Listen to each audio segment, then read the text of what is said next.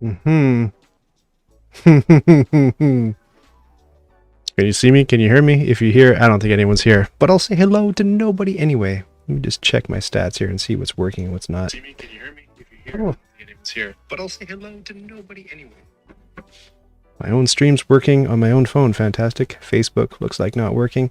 Man, you know what? There's so many doodads going on with streaming, and these are kind of meant to be, these are work streams, right? These are not, I'm just going to clarify right at the top. This is not meant to be an entertaining experience whatsoever. All this is I got some work to do. It's Tuesday afternoon at 1 p.m. Eastern Standard Time. If you're fortunate like me to be able to work from a computer, maybe from home, and you just want to keep an ear open to a podcast or a stream, well, here's one of the ones that you can keep an ear open to. So what I'm doing today is I'm scripting. Actually, I should say it's a different step. So I've already scripted. I've got this this game coming up. It's coming up on Kickstarter, and the publisher of the game has hired me to make a video for it. It's going to appear on Rahdo's channel.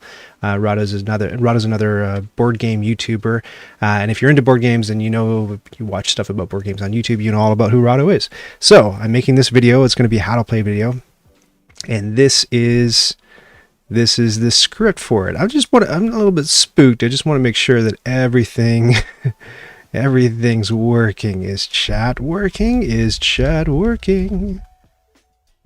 Looks like chat's working. Very well, then we carry on. So part of this is that I was working on a video called My Process, where I was just going to, step you through every phase of the process that I do to get a how to play video birthed and into the wild. And that was turning out to be like a really daunting process. There's so many steps and there's so much stuff I would have to film. It was a big pain in the butt. So instead, what I decided to do was do these work streams, and eventually I'll get enough footage that I'll be able to cobble together into that My Process video. So it's neat because I'm capturing different, oh, hey, Dom, get back in the barn, chat, but I have no idea what any of that means, Dom, I have to admit. As I was saying, it's neat because on these work streams, I happen to be capturing like every different step of the process. So here's what this step of the process is. We're bouncing around a little bit, but I have received the game. That's important. I opened the game. I read the rule books. I goofed around with the components. Now, oddly, I haven't been able to play this game yet, and it's not for lack of trying. I've been trying for a couple of weeks now to get people to sit down and play it. But again, it's tough during COVID when it's a little bit harder to see people. Things are opening up a little bit, so I have a narrow window. I'm expecting them to clamp down a bit in a couple of weeks. Hey, Michael. Hola, I just realized the time was in that weird EST that you use, not proper PST. I know. I'm like in a time warp. Anyways, explaining. So I haven't played the game yet, but it's such a simple game that I think I have a pretty decent idea of how it goes. So I sat down and I wrote this script. And then you can see some colors and some other doodads and whiz-wongs on it. So what I do after I write the script and I'm pretty happy with it, by the way, it's split up. Whenever you see like anything's bolded, that's where I'm going to have a title screen come in and announce that. If you've seen my videos, you kind of know how that goes. Agricola, get back in the bar chat. But Mom, you're quoting the Agricola video. Wow, man. That's the other thing too, man. I have like a memory like a sieve, and people tell me it's lovely because people tell me anecdotes about myself, and they're like, "Do you remember the time?" I'm, "No, I don't. Tell me all about it." And like, wow, that Ryan sounds like a fascinating individual because it's almost like I have lifelong Alzheimer's or something. Hey, DJ Mockv, glad you could join me. What are you working on, DJ Mockv?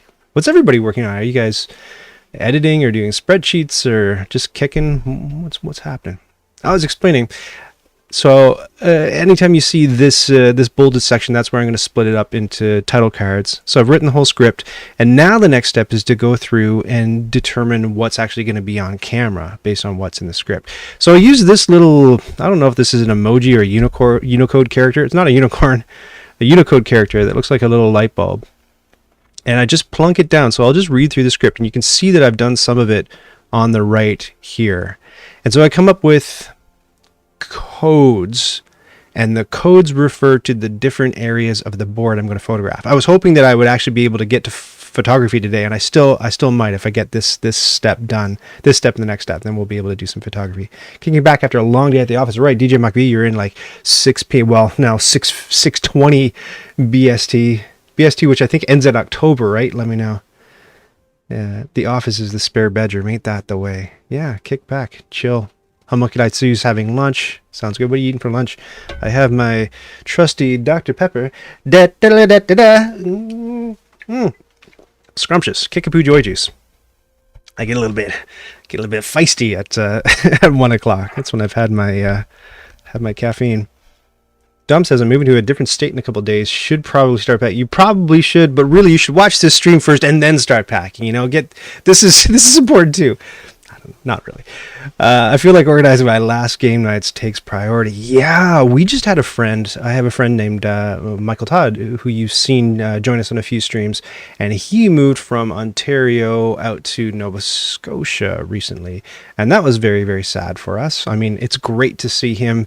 I mean, in a better place. Sounds like he died. He didn't die, but he went out there to start a family, and we had to say goodbye to Michael Todd over a series of a few weekends of playing games and getting our fun in and having our last sort of enjoyment together. So I get it. It's tough. It's tough. End of October is when BST ends. Okay, good. I don't know when to change that initialism.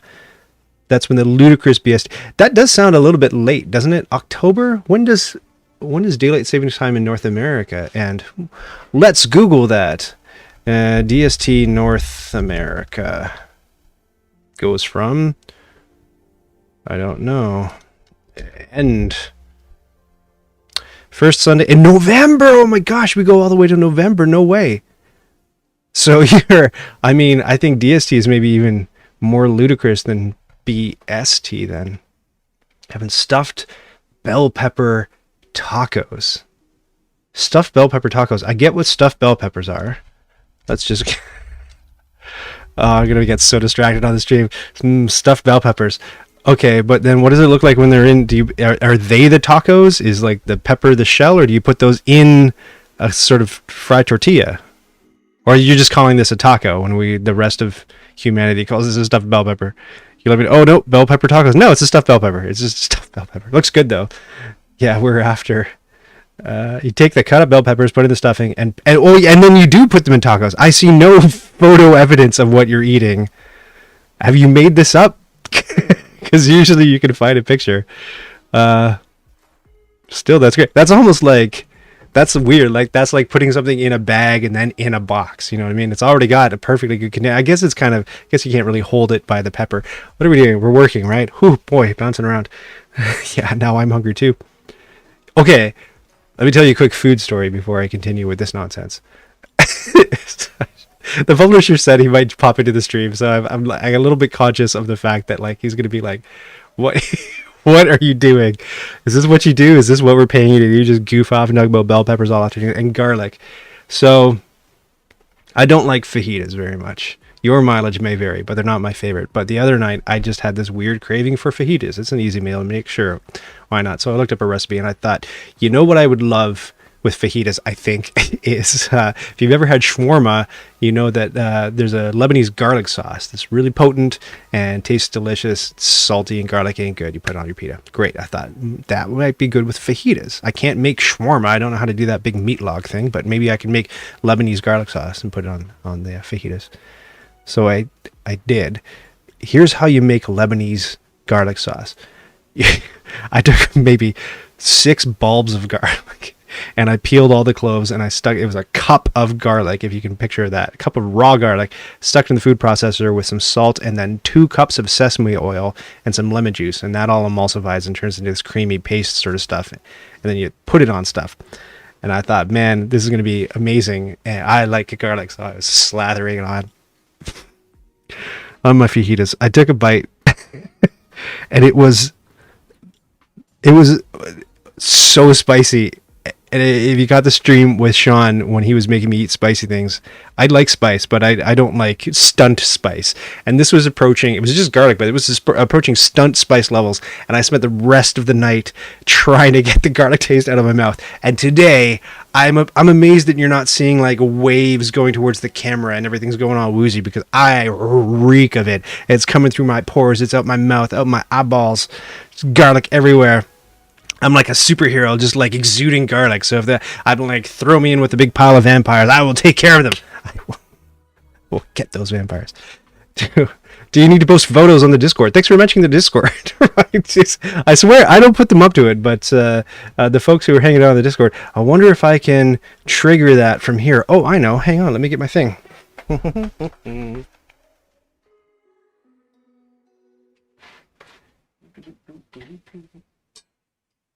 I don't know if it'll reach. This is my little companion iPhone. And I have this great app here called Touch Portal, and it lets me rig up cue animations and do things. Oh, but I have to open it. And it works in conjunction with, if you want to check it out, I mentioned, again, this is like a behind-the-scenes thing. You have to open it up on your computer and have it on a phone, on a separate, or like an iPad or something, a secondary device at the same time. So it's yelling at me because I don't have it open on the computer. Garlic is very good for the blood, if I recall correctly. I knew a guy... when I was in high school, it was a neighbor of my then girlfriend, and he would just eat raw garlic, just cloves all the time. He just reeked of garlic, and she hated him for it. She's a very hateful person, my ex-girlfriend. But yeah, he took that missive to heart, and he just thought, oh, I know, I'm going to live forever. Garlic. This is Touch Portal. I think I've shown it to you before on other work streams. So it shows me that same page on my little phone, and I've got it queued up here. I'll show you what the page for my graphics is. So these are all the ones that I can trigger so far from the app. Let me just pop over there. So if I want to talk about the Discord server, yeah, it works. Fantastic. So when I talk about doodads and bells and whistles and things. Anyway, that's the Discord server. If you want to join us there, we have a photography channel, which is what Homunculus Zoo was mentioning. If you like taking pictures, or if you like seeing really cool pictures, people share some amazing stuff. We have some professional and amateur photographers among us who show some absolutely incredible shots. So that's that. Michael says, I'm working stuck in a boring webinar. Oh God, no. Turn around to see stuffed bell peppers. I know, it's unfair. Wish I could unmute the stream to find out what is going on. Well, you're not going to find it out from Mr. Flappy Gums in silence over here. You have to watch the rerun, I guess. Right, back to this. So I'll just copy this little light symbol and go, and I'll find the next place that needs a shot. And it's all in my head at this point. So this part of the script, once you've finished selling, you cover up the leftmost spot of any asteroid color. So this is going to be kind of hard. I mean, again, it's not meant to be an entertaining stream, but it is going to be kind of hard for you to follow if I don't show you a few of the components. Like I say, this game is coming up on Kickstarter at the beginning of October, end of September, October. It's the first Tuesday on October. Is that the 5th? Early October anyway. So I have to have it done soon. So hustle. A great way to get work done is to stream your work. Just yap. Let me get some components, and I'll be able to hold them up while I work on the script and show you.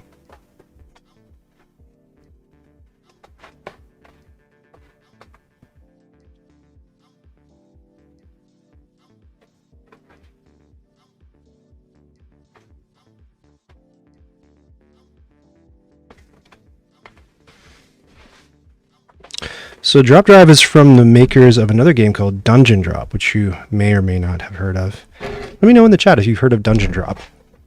That's a fantasy version of the concept, and this is a sci-fi implementation of a similar concept. And in Dungeon Drop, you got a bunch of stuff. You got cubes and plastic doodads and crystals and things, and I don't know if they're crystals, but you just shake them all up on your hand and like throw them at the table. And they all end up all over the place. And then some of the cubes were little gray cubes, and so that whole mess of cubes and junk and trash all over your table, I'm sure the client doesn't want to be calling it trash, but just stuff, just game components. That is the dungeon. So you would pick 3 gray cubes, and you'd say, okay, these 3 cubes delineate the walls of the room of the dungeon that I'm going to go adventuring in. and maybe inside that triangulated, you know, those three those three cubes, inside that area there would be like a green cube, which would be a goblin that you can fight, or there's a gold cube, which is treasure that you can pick up, that kind of thing, right? So you're just going and saying like, I'm grabbing this and then doing stuff within that boundary, and then I'm doing this and doing stuff within that boundary. So this game is a little bit different. Same deal. You've got a bunch of components, and there's going to be a dome-shaped sun that you put in the middle, and a hexagon of walls that you put around the play area. I don't quite have the walls out yet, but we'll get to it when we do photography. You take all this stuff, shake it up, and you drop it on the sun, and it goes bouncing all over the place everywhere, and it creates this galaxy of items and components all over the table. And then you have a nav tool. So it's just plastic segments that, you know how you can snap things together and they bend kind of like a snake. So it's that, and you use that to stretch it out and drop your ship into the play area. And then you also use that to bend it and shape it to define the flight path of your ship through that play area. So you say, oh, I want to pick up that gem and get that piece of salvage and land on that planet. So you go twist, twist, twist, twist, twist. And you put I know this is like, without seeing the components, I was like, what is he talking about? So you define the navigation path of your ship. You grab stuff, you land on planets, you sell the stuff, and then there are cards you can pick up and different abilities you can get, and you can expand your ship and do a few other things. So when you land on planets, this is prototype too, but that is what a planet looks like. And I've only recently started playing. Sorry, you guys are talking. I should pay attention to you a little bit more. I've only recently been starting to play Xia, and to me, the game has a lot in common with Xia. If you took Xia, the 3-hour experience, and boiled it down to 30 minutes, if you really, really truncated it and took a few of Xia's essences, then it would be something closer to Drop Drive, sort of. Just the way that you sell things is similar. So you're running around grabbing asteroids in the playfield. So this is where you're selling the asteroids and you're identifying salvage. And in Xia, you have to identify artifacts, and there are pirates, little bad guy pirates, that when you sell stuff to a planet, the pirates go and start scooping up gems or asteroids that maybe you wanted to collect. But if you fight those pirates and you win via a simple die roll, then they get bounced back to the planet. You get to collect all the stuff that they've stolen. And then the more interesting stuff happens when you start picking up these cards. So is that the game where you drop the cubes and they form rooms? Yes, Homunculus, that's the one. Hello, Omelette. Glad you could join us. Omelette might be moderating for us today. I'm not too sure. Omelette has the moderator powers. That's what I will say. So the way you put your ship together, this is kind of interesting too, is there's a front of the ship and a back of the ship. And then you can put like little extensions. You get these explore cards, and they make little extensions between the front and the back of your ship. And by extending your ship, you can either add more cargo spaces, like this is a cargo space, or you can add abilities to your ship. You can also collect little specimens. Kind of reminds me of I guess that's not very close to the camera. Kind of reminds me of Flight of the Navigator, where you can collect little critters and put them on your ship, and the critters kind of give you points. They kind of combo off each other. So this one will give you points for every critter of under a certain weight that you have on your ship. So then you want to go collect or find critters of a certain weight. And then the third thing that you can get are, let me see if I can find one where the graphics are a little bit more final. Actually, you know what? It's kind of a behind the scenes thing, so I can show you something in progress as well, just so you know this is prototype and they're still chipping away at it. So here's one where it still has the line art that's unpainted. Right, so that's a passenger, and here's one where it's more polished. Right, so they went with an art collective to illustrate the game, and I really like some of the character art that they've put in it. So you're going to take those people and deliver them to the right planets, and then pick up a reward for. So you can be a taxi service too. How are you doing today, everyone? Luke asks. How polite, how friendly. Such friendly folks involved with Knights Around the Table. It's wonderful. Here's another little critter that you can pick up and store on your ship. That's so small. I don't know if you can see any of that. That's crazy tiny. Hold on. Let me see if I can. If I go to let me see. Let me think. I might be able to switch to a better view.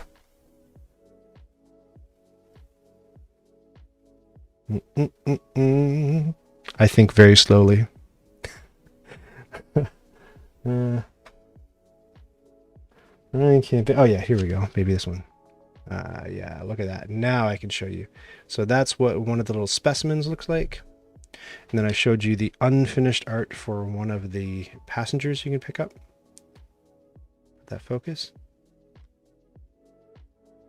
And then here is more polished artwork for, come on, focus, focus, well, there we go. All right. So these are the two planets that you could possibly deliver that person to. And then here's the midsection of one of the ships that gives you a special ability. Yeah. Slow to focus, but multipass. I work today at 3 to 10 o'clock, like in the evening. What do you do that you work till 10 o'clock in the evening? That sounds challenging. And where is it your time, Luke? Let's go back to this silly thing.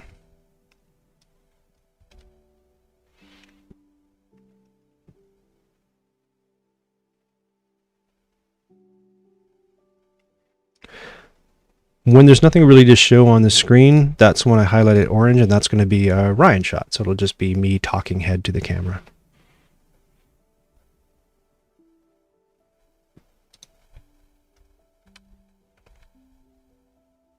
Look at your ship's Explorer rating. So I need a shot of when I enter the codes. So when I first started making these videos, a lot of games, think about it, board games, you have like a player board and you've got the main board and you're bouncing back and forth. And especially if you're teaching somebody how to play, you say, put this cube on your player board, and they go to the main board and stick a person there and then collect something from the main board and put it on your player board. There's a lot of back and forth between those two areas. And when I was new to this, I would set up the player board, I'd get my shot of taking the cube off, and then I would scoop that to the side, and then I would bring in the main board, and I'd reframe the shot, and I would get a picture of it going on the main board, and then I would scoosh that aside and go back to the player board, and it was just really, I learned eventually that framing the camera and getting everything lined up really nicely took a lot of time. So then I started thinking, man, I got to do things a little bit differently, a little bit more efficiently. So now what I do is when I'm going through the script, if I know something's going to be happening in the player board area, I'll do this. I'll put PB next to it. And I'll say, I don't know, some ship, because it really doesn't matter. So you can highlight the Explorer rating. All ships have an Explorer rating and a drop drive rating. Oh, sorry, a drop drive rating, an engine rating, and an Explorer amount of. It tells you the amount of cards that you get to draw from the deck.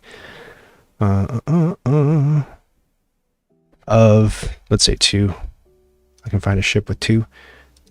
So then, and when I get to a spot about the board, I put a B for board, colon, and I type up the shot, what's happening in the shot.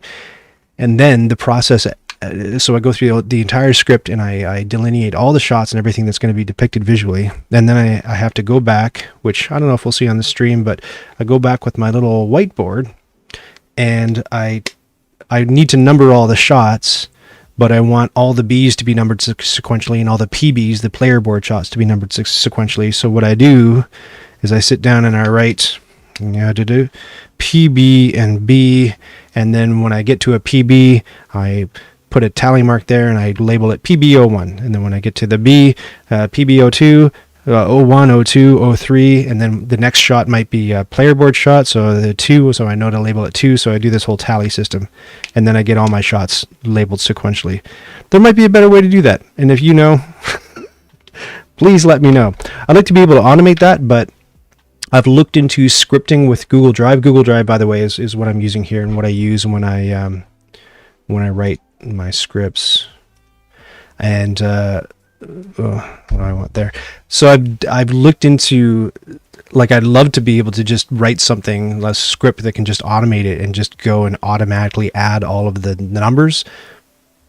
But Google Drive scripting doesn't let you do much with the comments. It doesn't allow you to hook into them or do much searching in them or anything. You can't even, like, there's another problem with Google Drive. If I knew that there was a comment that mentioned a certain type of thing going on in the shot and I wanted to search for it, like find doesn't even work with comments. You can only find in the main body of the thing that you've written, and you can't search any of the comments or anything. So it's pretty limited.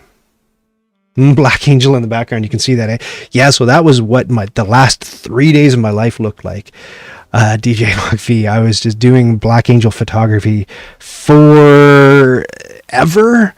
Let me show you what that looks like. All right. Actually, let me switch to the bigger. Maybe I could do this. Yeah, nope, that's Black Angel. Okay, what about this? Yes. So here's my trusty iPhone, and the Black Angel shots went on for like I was at it for days, just days. There's 55 different shots of the main board, and when I say 55 shots, like a single shot could be stop motion animated, so it contains multiple pictures, right? Oh, just it was incessant. It was incessant. But now I got it all done. I've got all the Black Angel photography done, and I would have started editing it with you guys today on the work jam, but I'm looking at the calendar and when this drop drive video is due, and I'm thinking, shoot, I gotta get cracking on that really. Great, back to it. 1:36 p.m. for you, so you gotta go work soon, eh, Luke? Where'd you say you worked? At night. Yes.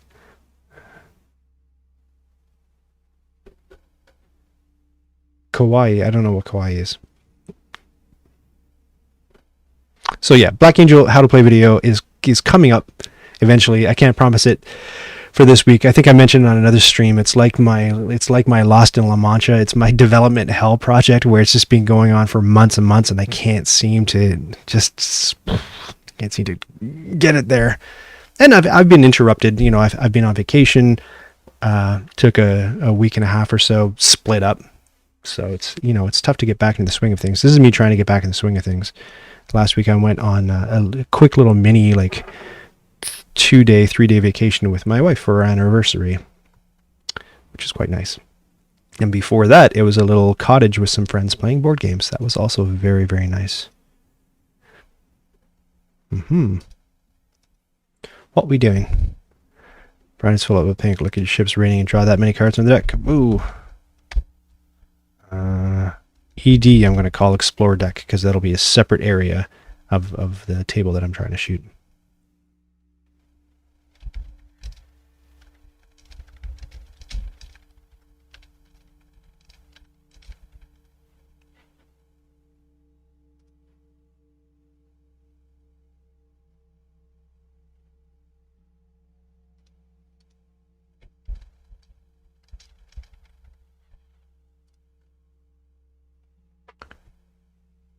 And this kind of thing, I got to show the pirate coming off the card, but I already have a shot where I'm doing stuff on the planet, so I'll just add that instruction up to that shot.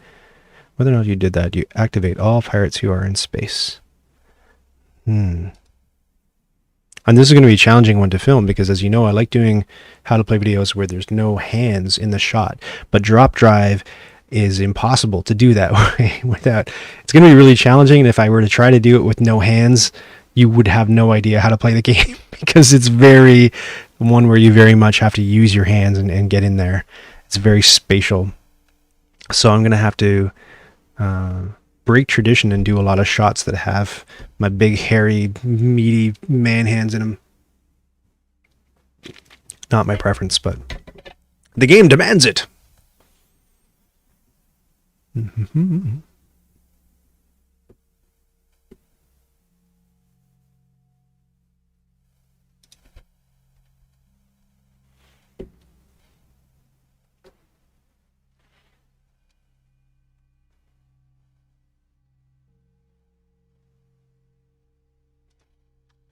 Let's do this, and we'll say board, move a couple of pirates in space around to grab their closest matching asteroids.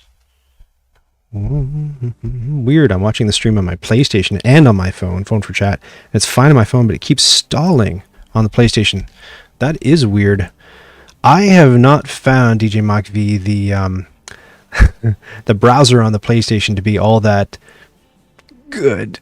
Is that fair?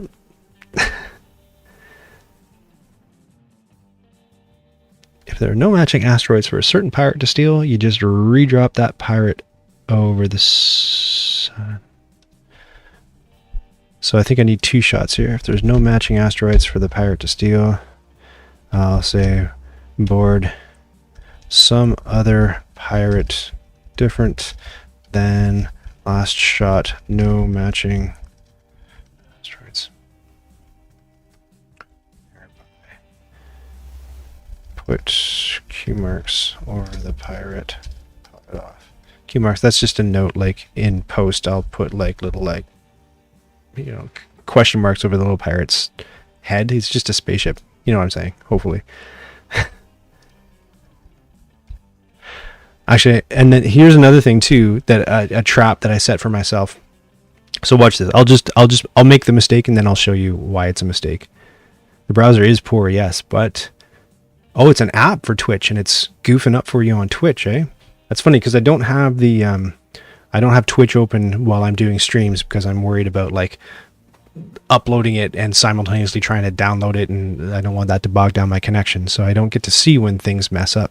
The reason, by the way, thank you for the patience, the reason why this stream was so delayed was because I had a meeting this morning that got bumped by an hour, and by meeting I mean massage. That's the only kind of meeting I have.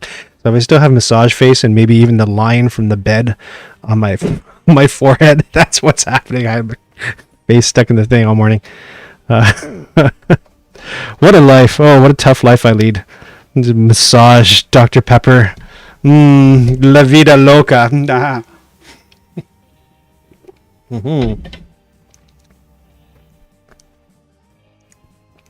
I have a bit of an issue with my back, so I go for fairly regular massages. Great. So the mistake that I was about to make was, I was going to say B. Oh no, I can do it here. I was going to say,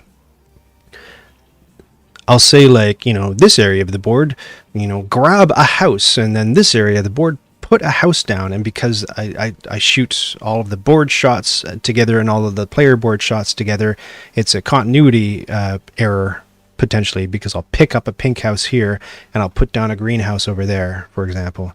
So I have to make sure that when I make these notes to myself in the shot list, that if I say pop off a pirate, I have to say like pop off the pink pirate, so that the next shot I can say drop the pink pirate. But here it's okay because these are both board shots, so I can just say drop the pirate from last shot into onto the sun. Now because it's a prototype, that the sun that you're dropping everything onto isn't a ready component yet, so they just sent me like a piece of painted styrofoam. So I hope people get the cue from the top of the video. This is prototype. This is not, you're not going to get a piece of styrofoam, probably because I imagine that those styrofoam balls aren't cheap. It's probably easier and cheaper to make a plastic one. The browser's poor. I'll switch over to my Apple TV. The resolution is better on Apple TV too. Interesting. Yeah, that is interesting. It's almost like I was going to say something dumb. I was going to say, I don't know, do they have to pay for server bandwidth Twitch on PlayStation? What's going on with that? Why would it be much better on one platform than another? I don't know. That concludes all of your planetary activities. Remember that planet stuff... I'm trying to avoid this word in my scripts, remember, because I was watching another person who does YouTube videos, and he kept saying like every 5 minutes, remember that blah blah blah blah blah, and it was a really complicated game. It was like, remember that da da da da, and I thought like, how the hell am I supposed to remember that? It's just too much going on. I can't remember anything. So I thought like, remember, like telling him remember, like as if anyone, it just presumes that whoever's watching the video is retaining anything that you've said, which I don't think is a safe presumption at all. So I'm trying to keep this word to a minimum. What do I say instead of remember?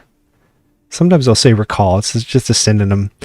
That concludes all of your planetary activities. Remember that planet stuff ends your turn. I'll just say planet stuff ends your turn entirely. Doing planet stuff, yeah. I don't know. Remember, I don't like remember.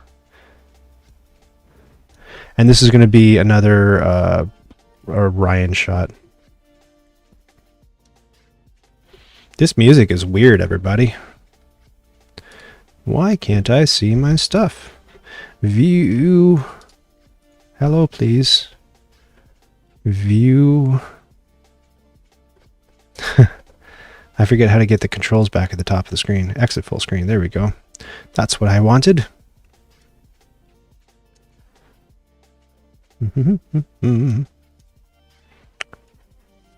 It's like an aggressively boring stream. Maybe Jeff's having a dispute with Sony. You know what? I used to be a video game developer, and my main tool for making games was a piece of software from Adobe called Flash. And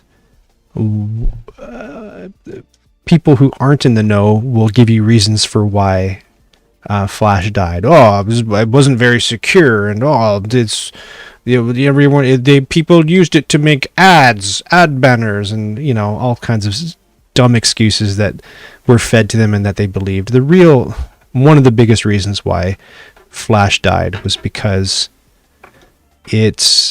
Apple's on top. They're one of the richest companies in the world. They didn't want people being able to circumvent their app store where games are sold, and they made a very sizable cut on them, 30%, and they were just making money hand over fist on the app store. So Flash was a threat to them, and not only that, but they had to pay Adobe a license fee in order to make the Flash player available on their platform so they could play all this content. Why would they? They don't want people playing, cheap, easy, free, awesome interactive content in the browser. So screw that. Flash is out, and they killed it. So yeah, I wouldn't be surprised if disputes like that with other technologies are going on all the time. Yeah, Apple and Adobe fell out. Yes, thank you. I'm glad that you know that, DJ Murphy, because a lot of people think it's like, oh, well, nobody liked Hamster in a Blender, and that's why Flash died. It's like, really? You think it was because people didn't enjoy the content that was that the tool, people use the tool to create? That's ridiculous. That would be like saying, and people didn't understand too. A lot of people still to this day don't understand that Flash was a piece of software. So it would be like saying, like, oh, Photoshop died because people didn't like the pictures people were making with it. It's like, what are you talking? People didn't like, you know what? People didn't like that they were modifying women's bodies using Photoshop and putting those pictures on magazine covers, and that's why Photoshop died. Like, that doesn't make any sense. It had nothing to do with the content created with the tool, and everything to do with huge titans of industry fighting with each other like two big kaiju, like Godzilla versus Mechagodzilla, above our heads, as we're all just kind of trying to dodge the flying cars and collapsing buildings and shrapnel from their battle. And as a result, 2 million developers lost their livelihood. Back to this, me included. Thank you for asking. I get a bit salty about the whole Flash deal. Happy Wheels was becoming too powerful. What the hell's Happy Wheels? Is that a Flash game? That was the other thing too, a Flash game. Oh, it's a Flash game. Nobody says, oh, it's a C++ game. Nobody says, oh yeah, I played a lot of C# games back in the day. You know what I mean? Like, nobody, they might say that with Unity, but I don't see it. I don't see it doing the same thing. I play a whole lot of Unity games. Like, what do you mean, like games developed in Unity? Like, they didn't understand what the word Flash meant. I don't know. I even saw, I watched this game show called Actually by the College Humor people, and they even had a question on the show where they described something, probably Homestar Runner, as Flash Animated, and the way they spelled it was a small f with a hyphen, Flash Animated. And I wrote to them because they encourage people to correct them, because that's all part of the game is the whole game is about correcting people. So they say, if we made a mistake, correct it. So I wrote in and I said, there's no, like, Flash Animated isn't a thing. It's Flash is like a proper noun, like it's a capital F, like it's like Photoshop, like it's a brand. Like, you wouldn't put small c Coke on something. Like, anyway, they ignored me. Nobody cares. Nobody cares. As I'm sure you don't. Back to work, Ryan. There are two things you can fight in Drop Drive: pirates and each other. There's another Ryan shot, because what the heck am I going to put on screen except for my beautiful face? If you adjust your flight path so that you touch a pirate, you get a chance to defeat the pirate and claim its bounty. So here I need to B, adjust nav tool to fly blue ship into a pirate. You roll 1 die, and the player to your right rolls a die for the pirate. Okay.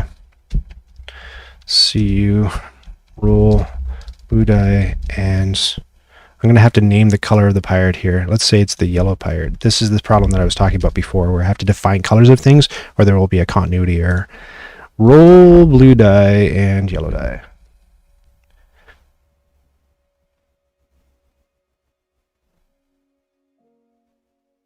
Whatever number you roll, you have to adjust it by your ship's battle rating. So the good ship Chimeric Queen has a battle rating of +1, allowing you to add +1 to your roll. If your number beats whatever the pirate rolled, yeah, do this a bunch of times, or different results. And then I'll just, you know, edit and use the best, or use the one that I need to depict what I'm trying to say.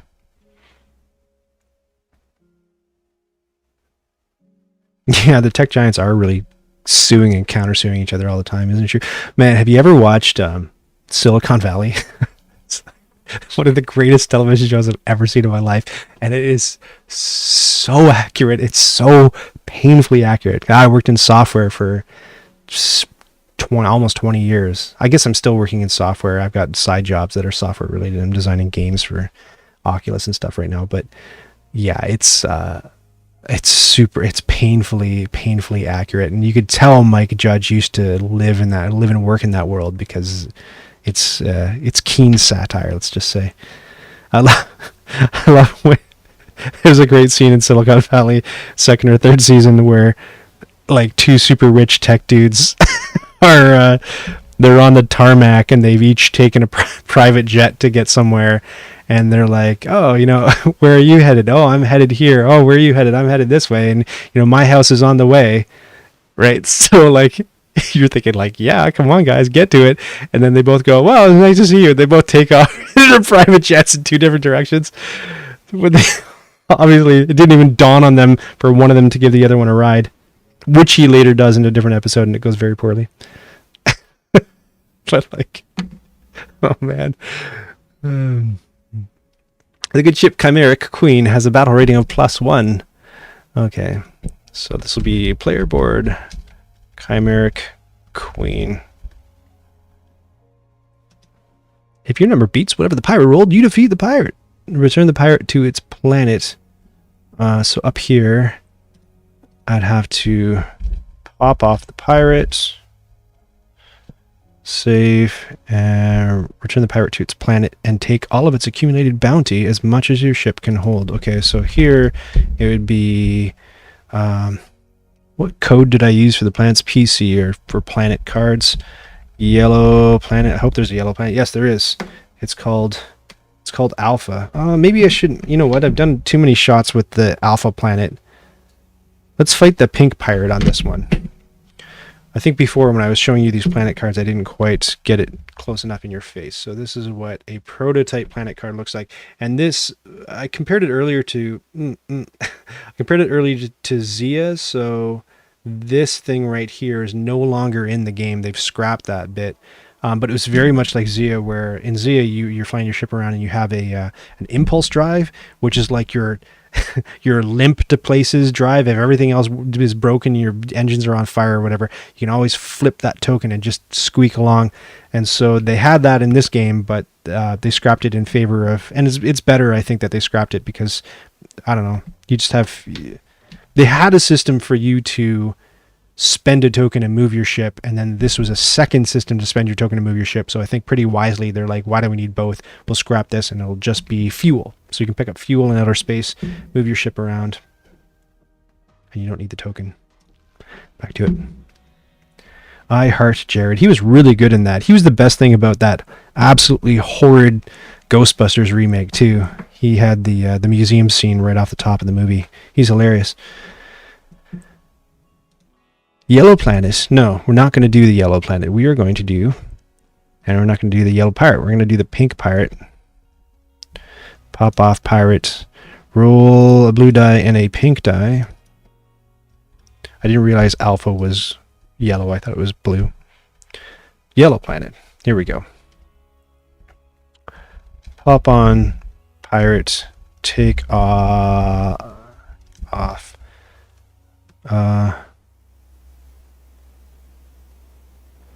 Take off how much? 4 asteroids? I want to show, this is the other thing, is that on the planets, they've depicted, let me see if I can show you here. Whoa, oh, that's not the right one. That's not it. There it is. They've depicted 3 asteroids here that the pirate steals, and I asked them, is that a cap on bounty? Like the pirate can't take any more asteroids? They said, no, we were going to do that, but no, the pirates can take as much as they want. So I definitely want to depict, at least in this shot, more than 3 asteroids. So I'll say there's 4 asteroids, but then I also want to illustrate that you can't take them all if you can't fit them. So, or I wonder, that's actually a question that I have to ask the client, because I'm thinking now, you got 4 asteroids on the planet, and you have room for 1 asteroid and a bunch of other junk. No, would you do that? I don't even know. Like, I'm just thinking, like, you can jettison your cargo. So it sounds pretty dumb, but would you like jettison all your cargo to take all of the asteroids off? So you jettison 3 cargo, so you take 3 more asteroids. So now you're full up with 4 asteroids. So there's still an asteroid on the planet, and you jettison one of your pink asteroids just to take it off the planet, just to make sure that that planet has no more pink on it for somebody else to fight a pirate and steal. Do you know what I'm saying? So when I come up with questions like this that I have to ask the client later, I will go down to the very bottom of the script and I will say, can you take, just put this under questions. Questiones, can you take all the asteroids? Oh, I should say, after winning a fight against a pirate.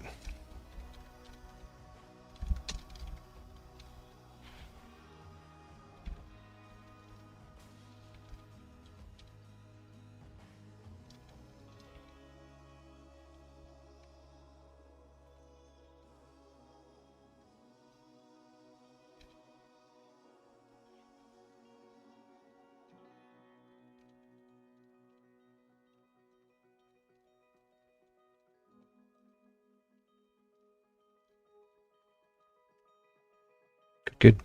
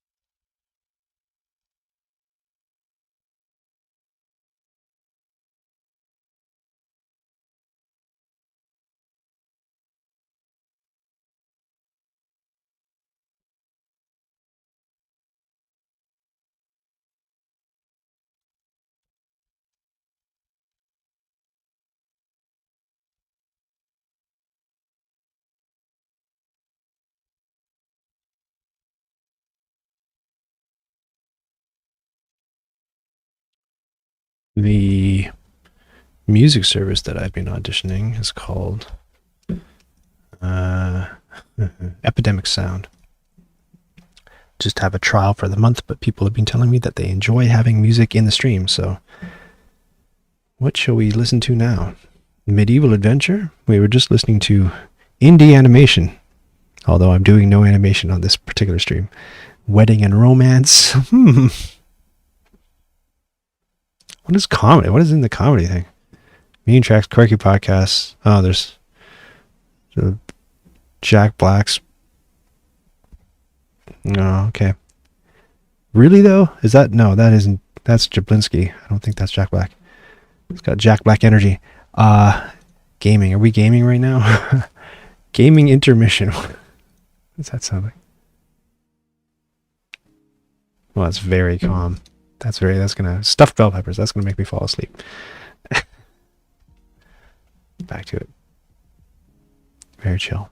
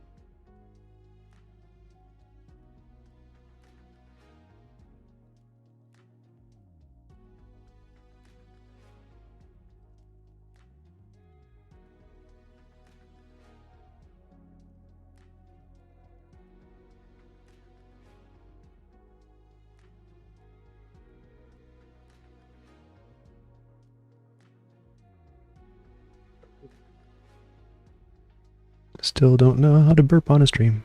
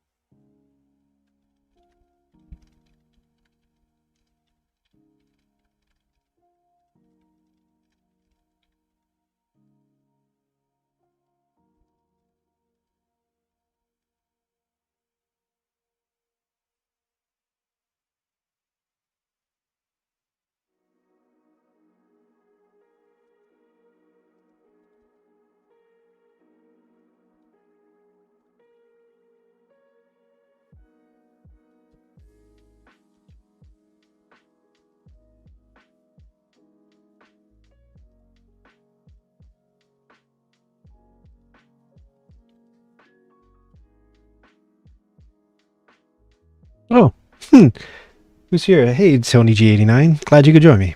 This is not meant to be an entertaining stream. It's just a super chill. I'm just getting some work done, and I thought I'd turn on the camera for a peek behind the curtain at the extremely boring life. It's not a boring life. Look, I've got Dr. Pepper, and I had a massage earlier. It's a wonderful life, but it's not. It doesn't make an entertaining stream. Is all I'm trying to say. What are you doing? What are you working on?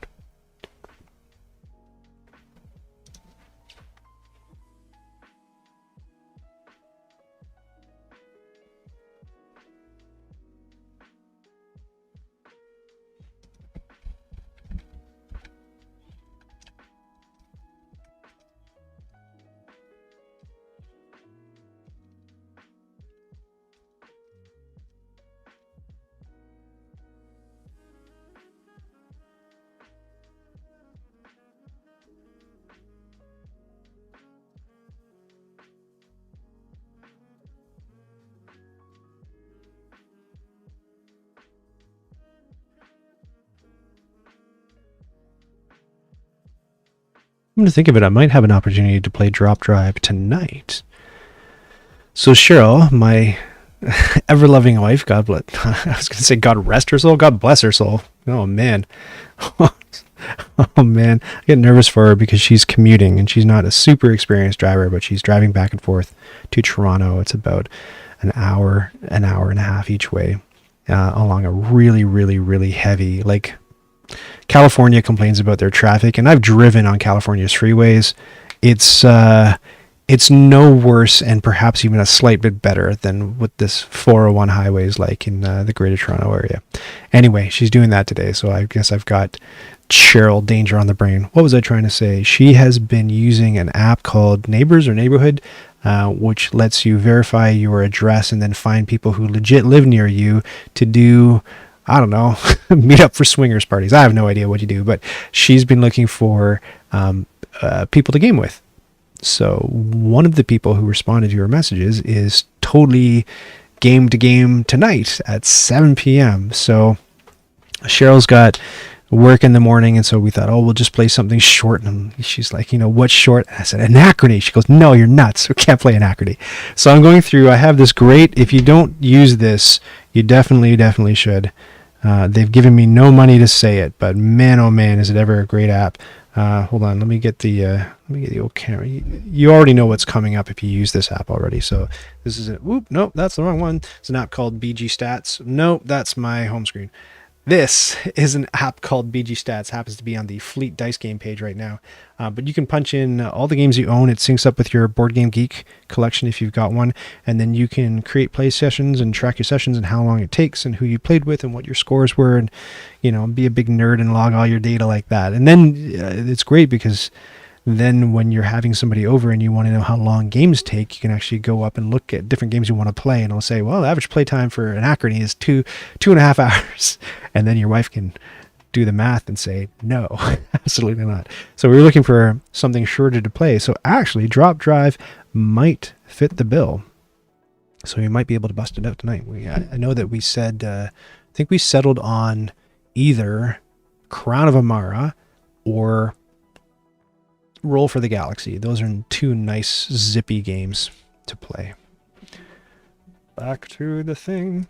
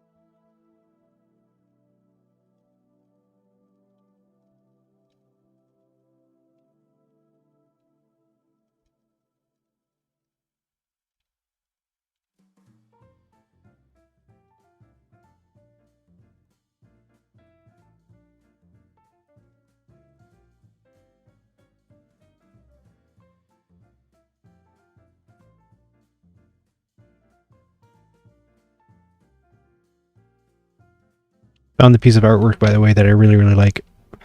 They put it on the box of the game. Just dig through and find it again. You can definitely tell that, you know, they went with an art collective to illustrate the game. So you can tell that a variety of artists is right. It all gels pretty well, but you can tell that not everybody, you can tell it's not the same artist for all the different character designs, or I can tell anyway. So this is the guy, though, that they used on the box that I really like. Come on, focus. I thought that guy looked pretty cool. He's like a big space turtle. It's pretty neat. Oh, this is some jazzy nonsense. Pop a passenger next to ship. Done. Everyone gets 1 fuel token to start. Edit.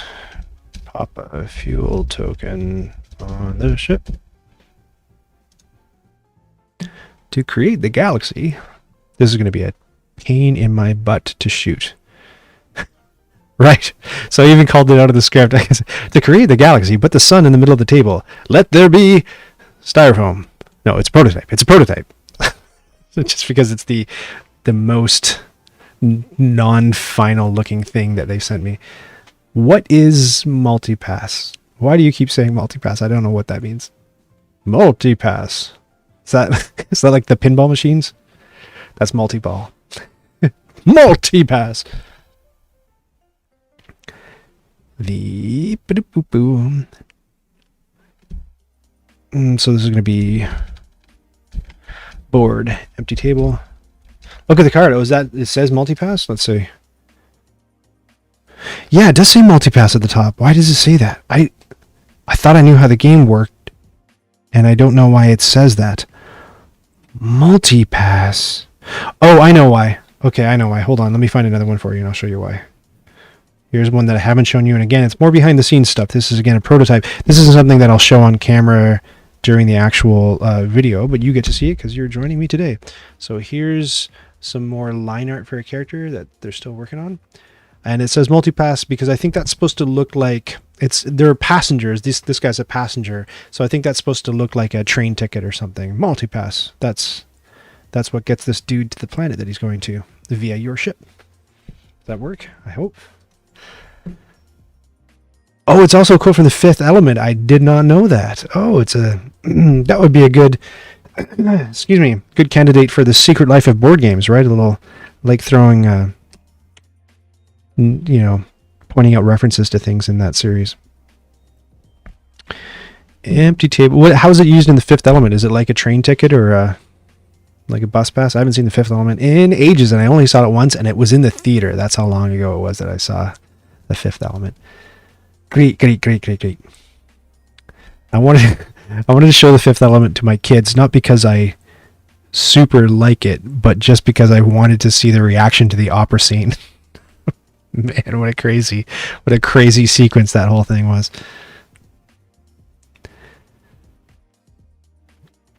Empty table, pop on, sun, walls, and planets. This is like one of these big setup shots that takes a long time for me to do because there's lots of considerations, and when I do it stop motion, you know, when the table piles up with pieces, it increases the likelihood that I'll accidentally nudge a piece while I'm putting another piece on the table, and if I do that, I scrap it all and do the whole shot over again, which is why Black Angel has taken me so long, because as you can see behind me, there are about 500,000 pieces in that game. Lots of them are these. I mean, they're great. I love them, but they're these little tiny plastic robots that love to fall over. Oh my god, that game. Pop on sun, walls, and planets. Where are we? You erect the walls to define a play area and put the planet cards nearby. The planet cards are double-sided. I'll do that digitally. I showed you how to play the homework saw, but okay, great. Next. Okay. Shake up all the stuff. Put your hands roughly 6 inches above the sun. Let it drop. Okay. So this will be... This is not right. Delete you. Hello, please. Delete. Hello. Fruit. Fruit. Okay. So this will be drop junk on. I shouldn't call it junk anymore. I don't think I call it junk in the script.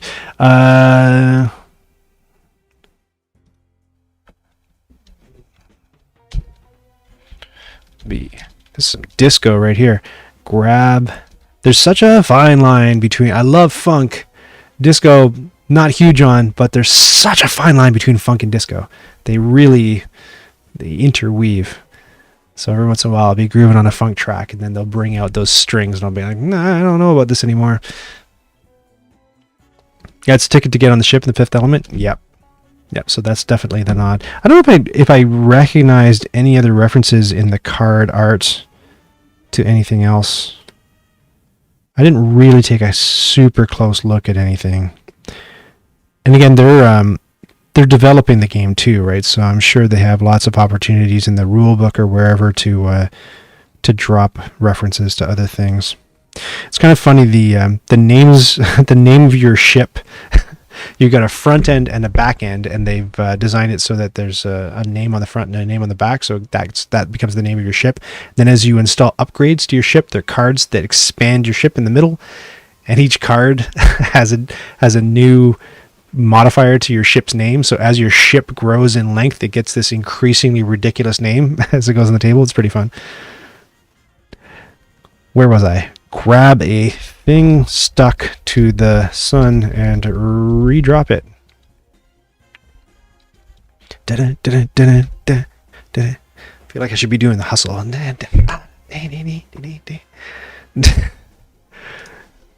This is such a short game. A little bit more inside baseball.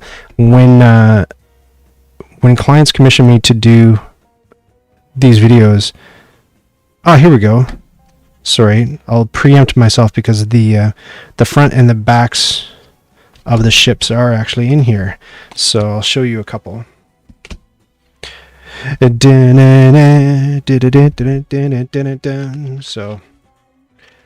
there's a back and there's a front. So when you put them together, it creates the elusive destiny. And then let me get an upgrade. Let me just. So then if you get this card later on in the game, you put it in the middle, and now it becomes the elusive thirsty destiny. So your ship gets kind of goofier as the game goes on if you get those upgrades. What was I trying to say? The clients, when they commission me, we've worked it out so that there's so much involved in making these videos that if clients just came and they just like, I just want a 5-minute video, it's like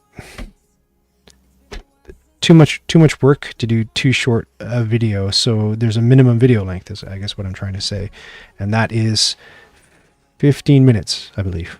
Yes, 15. So you'll never see a video that I've done, a commission video that I put on Rahdo's channel that is less than 15 minutes. Well, no, sorry, you will. I mean, I'll give them a 5-minute video if that's all it takes. But the fee is for 15 minutes, I guess is what I'm trying to say. So this one, first of all, let's get rid of this really bad song. Skipperoo. I can't concentrate when somebody else is saying words and I'm trying to say words at the same time. And the words I'm trying to say are as follows. This script, when I scroll through, I can see it's just over 5 pages long, but barely. And I think I used to be better when I was making these more frequently, but I used to be able to look at the page count and determine how long the video would be. I think at 4 pages, I think this will probably be a 12-minute video. But it's a little bit elastic because depending on what tomfoolery I get up to with the Ryan shots, or if there are any, I don't know, if I hold on stuff a little while. What is this song is also terrible. Let's try this.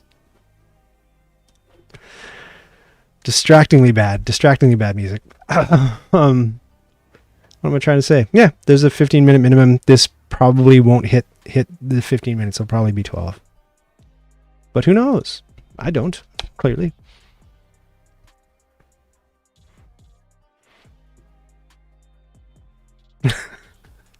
So this part here, the first player is whoever most recently felt the effects of a quantum anomaly. I wanted to.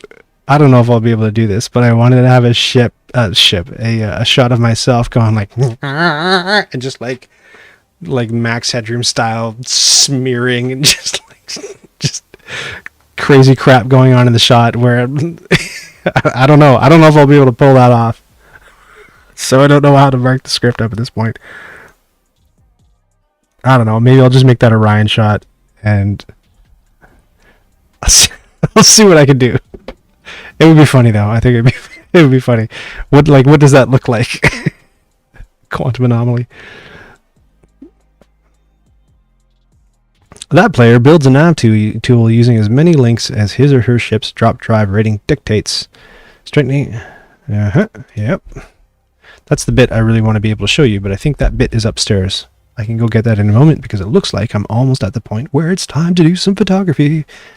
But first, we got to put Black Angel back in the box. All right. But you can see me getting the flyover shot for Black Angel because I got it last night. But Cheryl came down and was talking to me while I was trying to get the super complicated flyover shot that you see at the beginning of all my videos. And I wasn't able to tell her just a minute I'm in the middle of this complex shot because I was in the middle of a complex shot. And it was like all I could do to keep my mind on holding the camera, and I couldn't say anything to her. And then I had to go up later and say, like, sorry, I didn't hear half of what you said because I was in the middle of that complex shot and I couldn't say so. But now that I'm thinking back on it, I'm worried that I messed up the complex shot. So you might see me just in a second take a couple more of those shots, just because in order to get that flyover shot, I have to set up the entire game for a 4-player game. And with something like Black Angel, that takes a long time. So I don't want to put it all away only to discover that I didn't get the complex flyover shot at the beginning. Right, that player builds a nav tool using as many links as his or her ship's drop drive rating dictates. PB, some ship at start of game. Build nav tool. This song is also terrible. These are some bad songs. I don't like this playlist. Let's get out of here. This is bad. Glitchy Gaming, Cyberpunk. Let's play Happy Gaming. I don't know. That sounds nice, doesn't it? Ah, happy sunny holiday. Why not? Do. Okay. Great. Some ship at the start of the game. Build nav tool according to drop drive rating. So I want to have like the nav tool like build itself. And that's going to look super janky because I can't get the positioning perfectly, and I won't have a feature called onion skinning on the camera to see the last link that I placed on the table. So it's going to look like blah, blah, blah. But there's a certain charm in it when it looks slightly crappy with stop motion. Can't look too crappy, but if it looks a little bit twitchy, that's sort of appealing, I think. I hope, I don't know, you tell me if you think I'm just rationalizing. Build nav tool according to drop drive rating.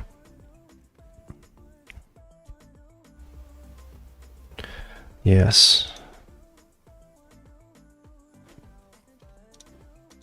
I guess I can say straight, straighten it.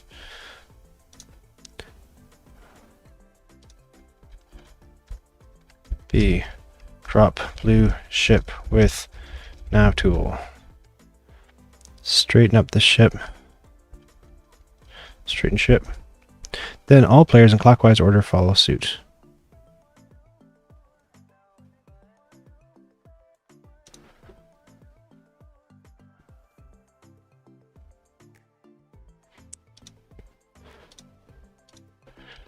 Repeat for other players. That's tough too, because I kind of have to have like other people's hands that aren't mine. I don't know how I'm going to do that. Sometimes I can script my family to put their hands in the shot, but they don't like doing it.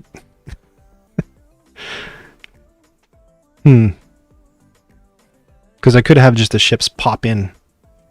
I don't know if that's... I don't know. We'll see. I'll cross that bridge when I come to it. First drop doesn't burn your fuel canister, but all successive drops will. And now you're ready to play drop drive. Hooray. That's how all my scripts end. Da-da-da-da-da-da. Great. So now that that's all done, the next step is annotating. What I call annotating. So I have to go back and make sure that all the shots are numbered correctly. So what I do is I'll go down, and as soon as I hit a shot that doesn't have a number on it, it's B. So I will write B on my whiteboard, and then I will put a tally mark 1, and then I'll go in here to the comment. And this is the thing that I wish could be more easily automated, but I don't know if there's a way with Google Drive. If you know of a way, this is part of the reason why I'm showing you this behind the scenes process. If you know a way to speed me up with any of this, by all means, let me know. This step only takes, like, I've never had it take more than 10 minutes, but it feels like it takes an eternity. So, and just the fact that, like, it's computers, right? It can be expedited, so it bugs me that I don't have any control over it. CU01 PC01. Man, this part's boring. This whole stream is boring. Thank you for joining me, keeping me company through this. This is not nearly as boring as the photography part. Oh boy. That part is mind-numbingly bad. PBO1. Oh my god, do they kick you off Twitch just for being just aggressively boring? I thought I've come up with all these concepts of things to stream, and they're the worst ideas, but I'm a really dull guy. Secretly, I'm just really super, super dull. So all my ideas are like, ooh, I should do a Twitch stream where I'm solving a crossword puzzle. And then I was doing a crossword puzzle on the John the other day, and I was on the expert mode, and I'm not smart enough. I'm not smart enough for the expert mode. So I thought, oh, I know. I'll do a stream where I'm filling out a crossword, but I'm cheating at it. I Google every answer so I can fill out the crossword puzzle. And then I'm thinking, like, Twitch is where, you know, it's for video gamers. So I thought, I don't know, I'll play the kind of video game I like to play. I'll play graphic adventure games, or no, better yet, text adventures, like interactive fiction games on Twitch. So you go, and it looks like this. All it is just like a black screen with a sentence of text. Just watch the follow rate just plummet. Oh man, I don't know what's wrong with me. Anyway, I shouldn't talk. I can't talk during this because I'll lose count. PBO1, PBO2. I'll shut up for just while I finish this task, and then that'll tell you more stories of being a moron.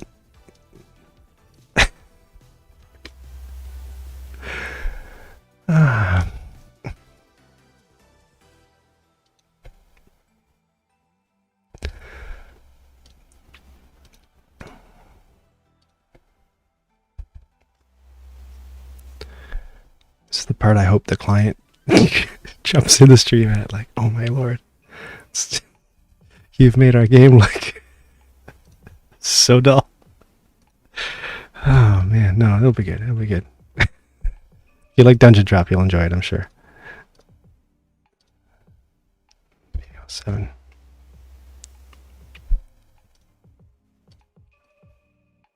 B08. ECO2. Oh yeah, some smooth May Love music. I'm in an idiotic mood right now. I don't know what came over me. I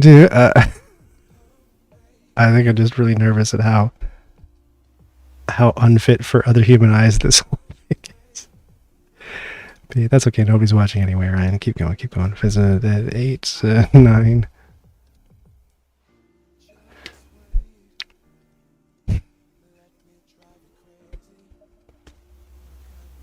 We're going to be doing laundry later.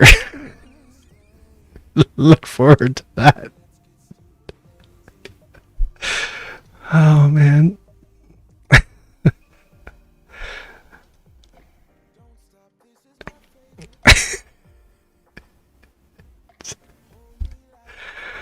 Thank God this is a short one. Oh, my lord.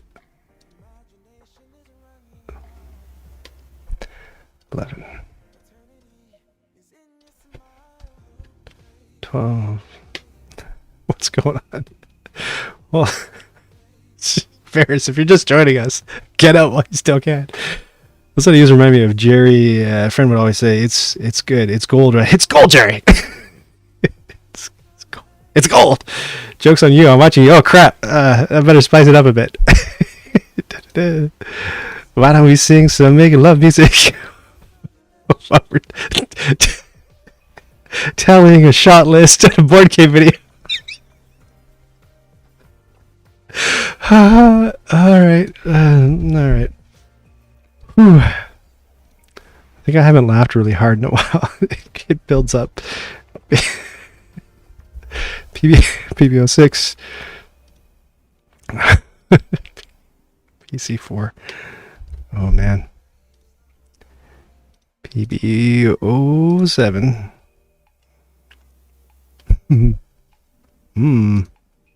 Riveting. 10, 13, 14. It's even after I read an article this week on Netflix getting into video gaming and how they're talking about, Netflix and every other platform, YouTube, everything. They compete for people's, time and attention. So just their biggest competitor, sure, is Disney Plus, but it's also video games because that's where people are going to spend their time instead of watching Netflix. And you guys are here with me. I apologize, truly, sincerely, from my heart. 15, 16.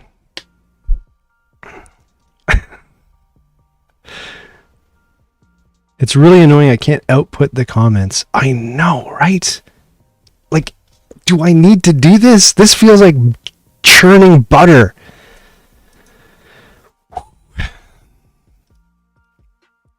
CU5. Although when I do the photography, I do like having the comments alongside the script, especially like with, I forgot a tally mark, especially with Black Angel, because I would read the instructions I wrote in the shot and I'd be like, what am I talking about? What is supposed to go on here? And it's nice because I can click on it. I can see where I put that little light bulb marker and go, oh, that's what I'm saying. And I just wasn't verbose enough, I guess, in the comment to describe to myself in the future what I was trying to do. So it's nice having them alongside. But just, man, just give me something to auto number them, for heaven's sakes. We're almost done. PB09. And when I say we, I mean me, but you're along with me on this journey for some inexplicable reason. ED02.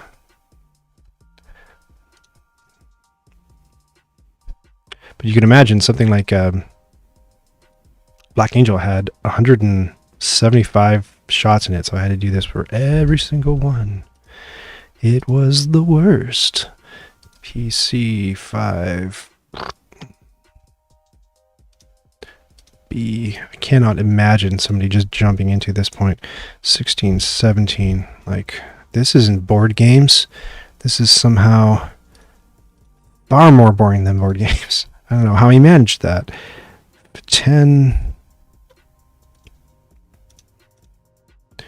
B. 18. And the other thing is that I'll screw up. The more tally marks I get on this, I'll try to do it quickly, and I'll lose count, or I'll count batches of 5 twice, and I'll make egregious counting errors. I'm bad with numbers. Anything I have to do with numbers, I just mess up all the time. PB11. I'm a numerophobe. B. It's 5, 10, 15, 18, 19. Very error-prone method. But again, like, if you can think of better ways, it's like when they go ice farming in The Simpsons. It's this big, like, fraught with danger Arctic expedition to get ice. And they're like, if you can think of a better way to get ice, I'd like to hear it. That's what it feels like I'm doing right now. Just unnecessary labor. Oh, thank you very much, Merrick. Thank you for following on Twitch. I appreciate that. I can't imagine why. 5, 10, 11, 12, PB12. Almost there. Last shot. B, 5, 10, 15, 21. Okay. So 21. Now what I do, the next step in the fascinating process of making a how to play board game video, is I take this tally sheet and I go all the way to the top of the list and I pump it down. By the way, the reason I structured this like this, it took a little while to get into this groove, but the arrangement that I have worked out with Rahdo is that 6 months after the video airs on his channel, I'm able to air it on my channel. Just the arrangement is that I don't post it to Board Game Geek on the game page because that's the spot he wants. No problem. Piece of cake. So what I try to kind of do is, since most or all of these are for Kickstarter campaigns, sometimes 6 months is, I'm finding, even too early. So what I kind of want to do is wait until the game actually gets distributed to people. You know, so I'll wait till I can suss out the month when people are actually going to start getting it in their mailboxes, and then I'll repost the video on my site, because that might be when people, you know, are looking for it and the algorithm recommends it to them. I think that's a smart move. So I need a version of this video for Rahdo's channel and a version of it for Knights Around a Table. So the way I've structured it is very simple now. I say, thanks, Rahdo, and he's allowed me to say it's Ryan from Knights Around a Table, and this is a prototype copy, blah, blah, blah. So when I do the Knights Around a Table version, I just cut out the thanks, Rahdo, out the top, and Rahdo's intro, because he intros all this stuff on his channel. So that's it's a nice compromise and a great fix to really easily. Before I had structured it that way, I was actually shooting 2 different intros of me talking to Rahdo or responding to Rahdo and then kicking it off. But now I just trim off the thanks, Rahdo, and it's a much easier fix. Not fix, you know what I mean. Much easier to crank out a second version. Oh, hello, what's going on? Hey, Sakabra, thanks for joining us. Again, I'm warning everybody. It's not an entertaining stream by any stretch of the imagination. Put a link on Dev Discord about numbering comments in Google Docs. Oh, you're saying that you might have found a method, DJ Murphy? That would be fantastic if you have. I'm all over that. And by the way, we're talking about the Discord. Where did my little device go? This is the link to the Discord server. Very nice people on the Discord server. Many people in the chat right now are on the Discord server, and we do lovely things there, including help each other out with links about how to take arduous development processes and make them less painful, like this one. So what I do now that I have my tally sheet with all of my shots is I go up here and I write down what my mystifying initialisms actually stand for, so that if I have to return to this project a week or a month later, I'm not like, what is PRFQ supposed to mean? So I say B equals board equals 20 shots, and CU equals close-up. Close-up is like my cheaty kind of like the IBS of shot designations. It's just some vague initialism that I can apply whenever, you know how a lot of games when you're setting them up, it's like just put the resources next to the table in a supply. Well, it's not a player board shot. It's not a board shot. And I can kind of get it however I can get it with a completely clear table, right? And maybe just stick the board so you just see a sliver of the board in the side of the shot. So I'll label something like that a close-up. It's just my generic whatever. How many close-up shots? There are 6 in this one. PC is going to be planet cards, and there are 5 of those.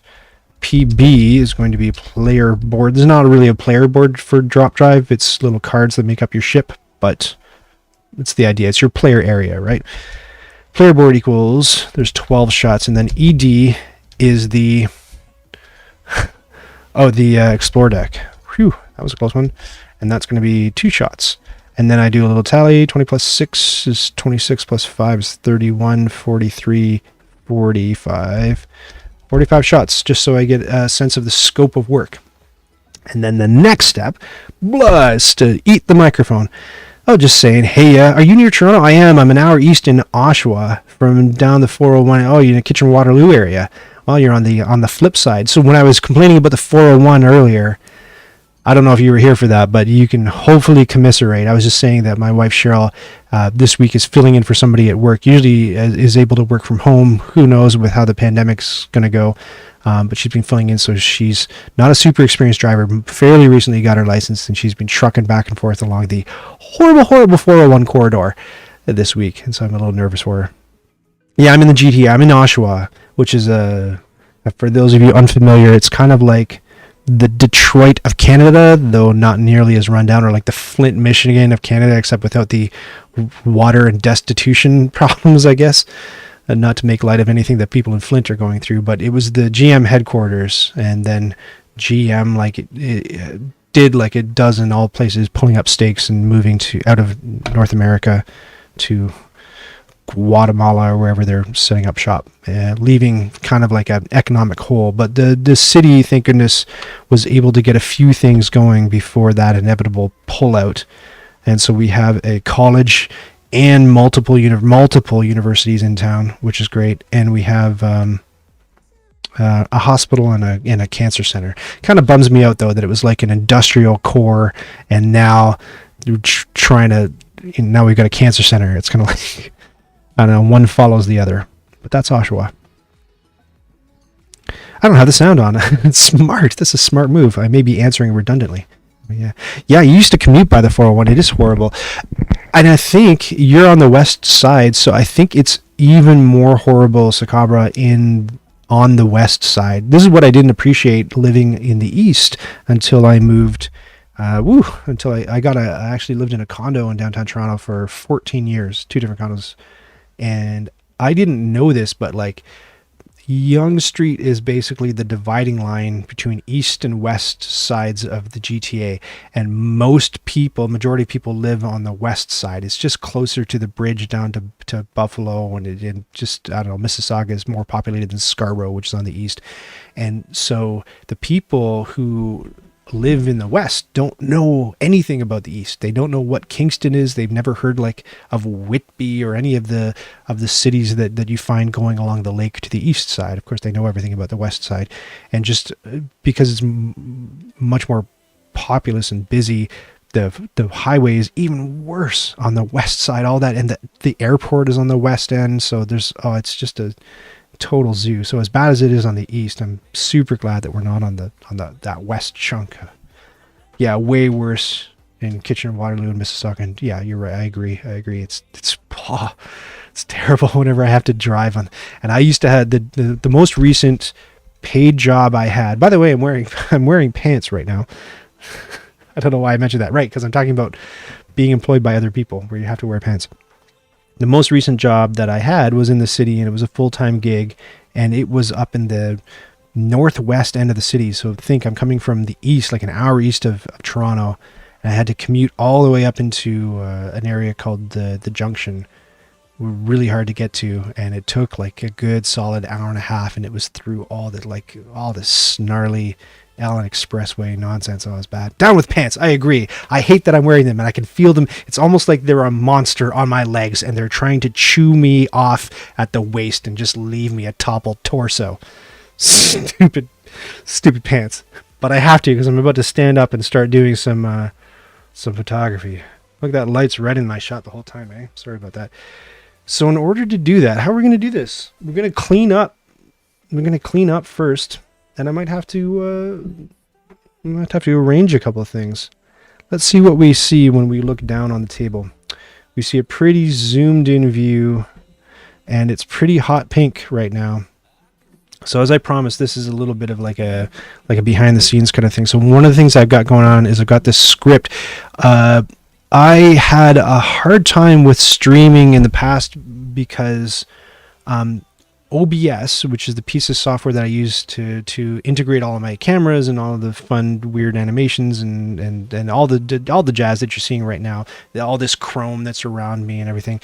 What am I trying to say? You want all your cameras to look like they're in the same room. So there are all these settings, and I think that if I right click on one of them, I can show you kind of what that looks like for one of them. Properties, to configure video. So let me drag that onto another screen. It's not showing up anywhere. Anyway, all the cameras have different settings, or they have a settings panel. You got to set them all differently so they all look like they're in the same room. And then if you ever dare to close OBS or restart your computer, or if OBS crashes, all of those settings are gonzo, and you have to reset them. So every single time I wanted to do a stream, or what I call not a live to tape kind of thing, I have to reset all these cameras, and then something would inevitably go wrong. So now, Rahdo clued me into it the same day that I discovered it on my own. It's a script that you can use, web camera config.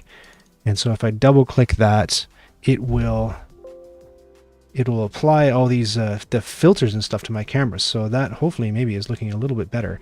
So I'm just going to do this live. You're never supposed to do this. This is going to be ugly and yucky looking. But what I'm going to do is I'm going to, hopefully I can do this here. I'm just going to go into properties. No, yeah, something spooky's going on. Let me just see what's happening. My settings are hiding on me. You're going to go closed. You're going to go closed. It doesn't want to let me configure the video while I am looking at it, which makes sense. I think what I have to do is I'm going to go into studio mode.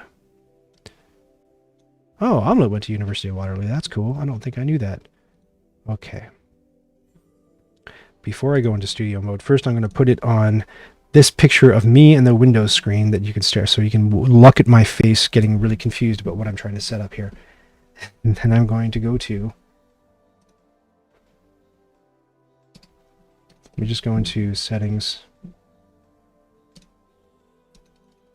No, I don't think it wants me to configure the video while I'm in the middle of a stream, which is fair dinkum.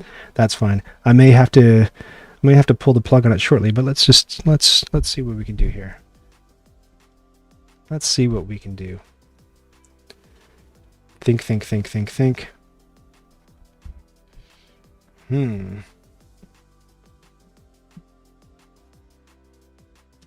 This might, I mean, if the stream cuts out, it's because I've done something terrible and I've crashed it brutally.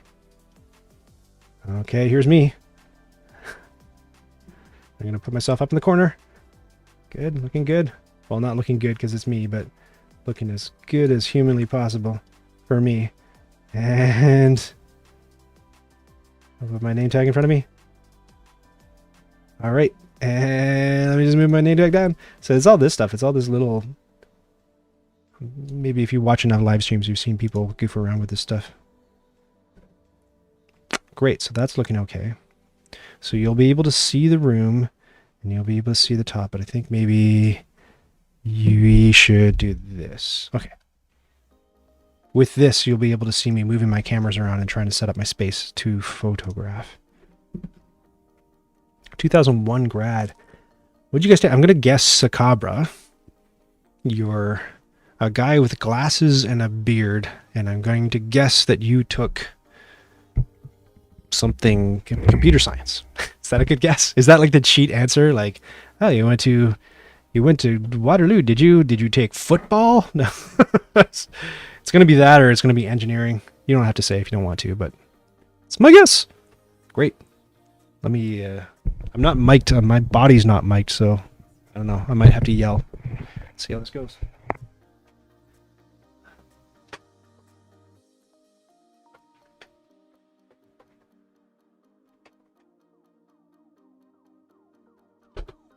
Move this so it's not just a big view of my bottom. Let me adjust it so that you can see. How's that looking?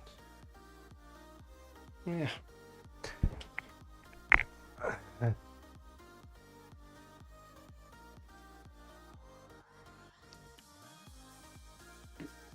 Yeah, sure. How's that? Financial economics with a minor in music. What? Financial economics with a minor of music at Waterloo? That's a thing?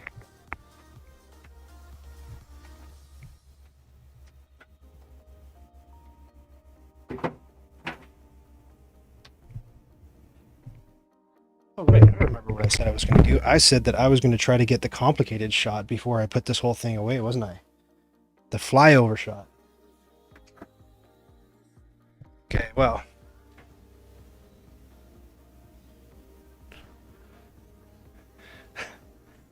Cut my head off. Let's see. I don't know if I can get both in the same shot. Here's me. Here's me. Here's the... Okay.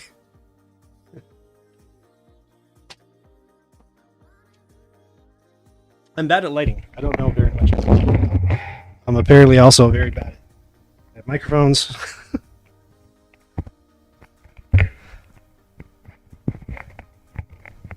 BA Econ is the technical degree. Oh my lord, this is some bad programming right here. Bad television. This earpiece is falling out. Okay.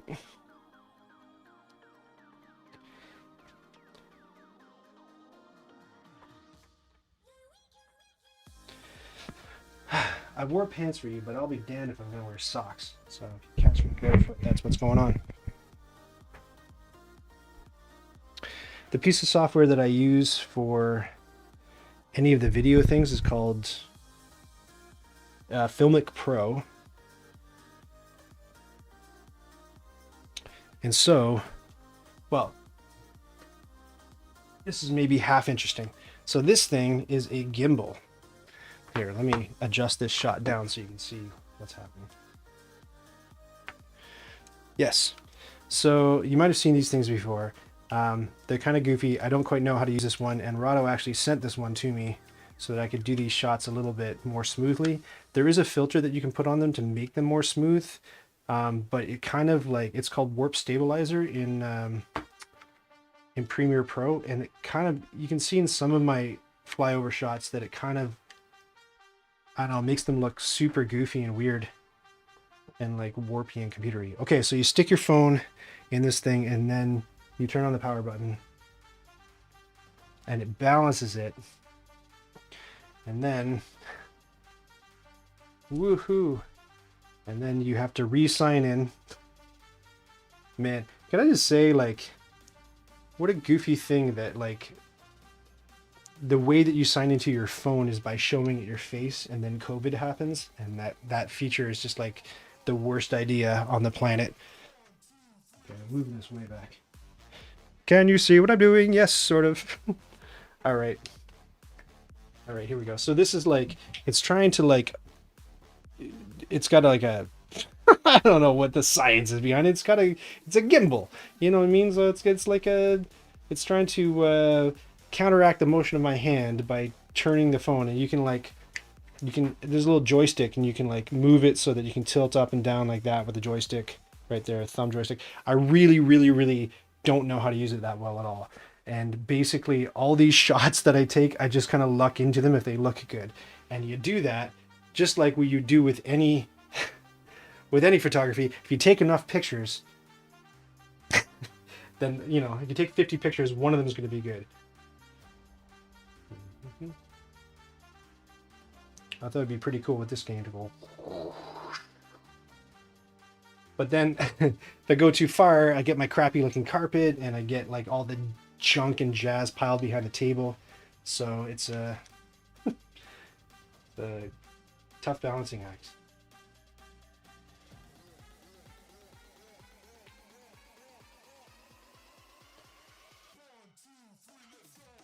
Oh man, I should use that piece of music to that shot. That would be really cool. And then I'll get like, you know, some, if the flyover shot doesn't really work that well, I'll try to get some like we call B-roll. Well, I guess this is all B-roll, but just like some pan overs of different elements on the screen, on the table. And if you're a really pro photographer, you have like tracks to truck your camera along. I am not that guy. So one of the tips I know is 3 points of contact. So when you're doing this with a, again, if any of you do photography, you're probably laughing at me right now going, what on earth? 3 points of contact. When you have a DSLR camera, you'd have a strap around your neck. That's 1 point. You hold it against your body and you hold the thing with one hand. And there's your 3 points of contact. And then you take deep breaths and that smooths you out so your shots are less jiggly. I'm hoping this will compensate for that a little bit. So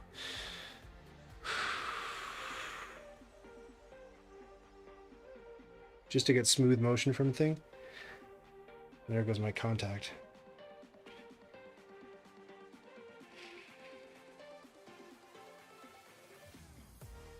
I don't know if this is any good at all. Let me get a nice shot of the Black Angel ship up here.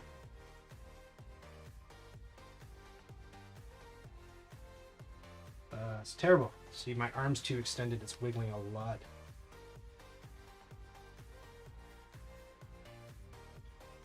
I don't know. Maybe get a lower angle shot.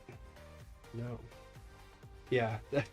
Eventually, I usually just turn this thing off because I can't really get the control I need from it to do this kind of thing. So let me just turn it off and go completely rogue, completely manual. Here we go. This is what I wanted. I'll put my fingers on the table just to stabilize myself.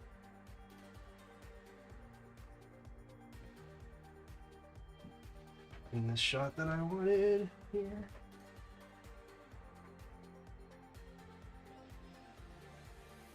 I don't know if any of that's going to look any good at all. I have no idea.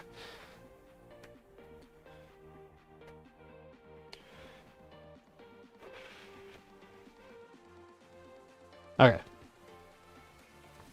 That combined with the stuff that I got yesterday, I hope will be sufficient for Black Angel. And now I think it's safe to put the game away. Are you making fun of me? Gyro balancing. Yes, gyro. That's the word I was looking for. Caution. Cookies may or may not contain heroin. I will neither confirm nor deny whether I partake in heroin. I like to tell heroin jokes because I'm rather overweight and people who take heroin are not. I also have a BA in economics. I didn't know that. Minor in computer science. That makes sense. Probably a 2003, 2004 grad. Nice! It's a small world. Gimbals are expensive.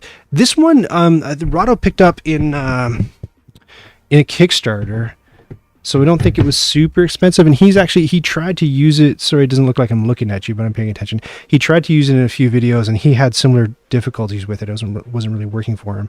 So I said how much, and he named a price, and then sent it and refused to take my money. That's the kind of guy Rahdo is. So I'm still trying to learn the ropes with it. Ah, thanks so much for the link there, Omelette. Rule of life, everything may or may not contain heroin. It's true. You really got to be on guard, especially during Halloween. I don't know what I'm saying. Great, let's put the game away.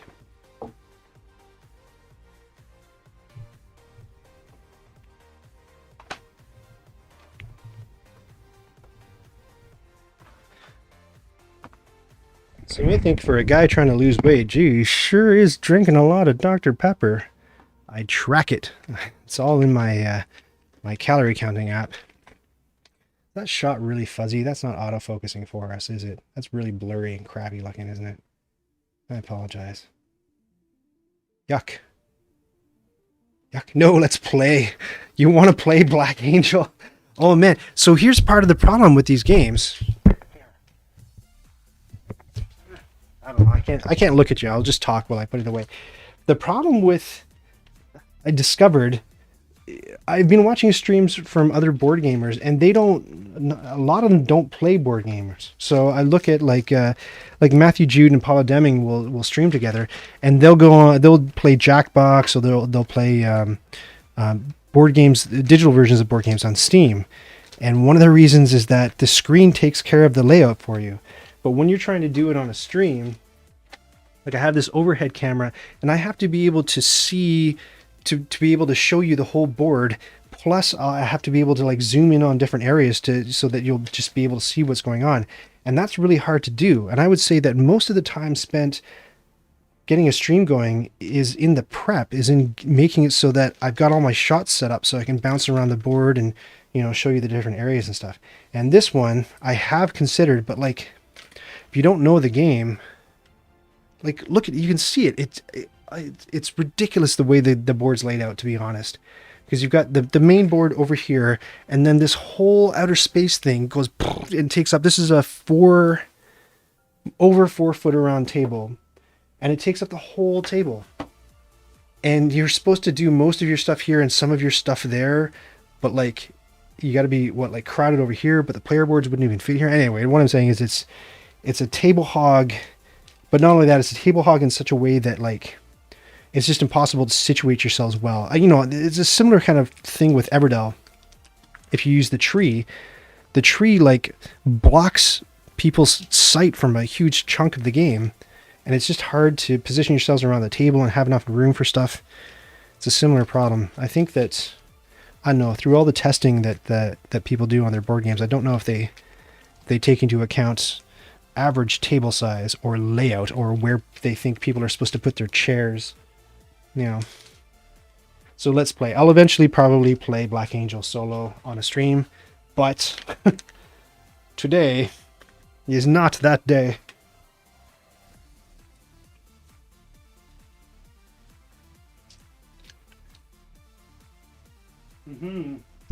Did a few games of Zoom over the past 2 years, and it only worked because I had 3 webcams. Yeah, 3 webcams, right?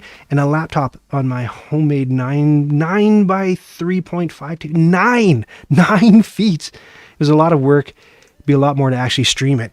Yeah. Let me ask, how did you, when you were playing, I guess with friends, how did you handle switching views so that people could see the area of the table that they needed to see? Because I tell you, I've got a couple things going on to help me switch views. I'm going to have to sit down because I don't lean very well. I get my head's a bit stuck. I've got a couple things going on. I showed you this before. Where did it go? Right, this thing. So just to see myself, I got to look behind myself. So this Touch Portal app helps me set views from OBS as buttons in it, and I can tap those buttons and bounce around. So the last one that I streamed was Arnak. So that's what it looks like for Arnak. These green buttons, I know that's way far away, but I've got a couple of green buttons that let me go to the top of the board, middle of the board, bottom of the board, and then the shot of my smiling face takes me to my player board. So I can bounce around like that.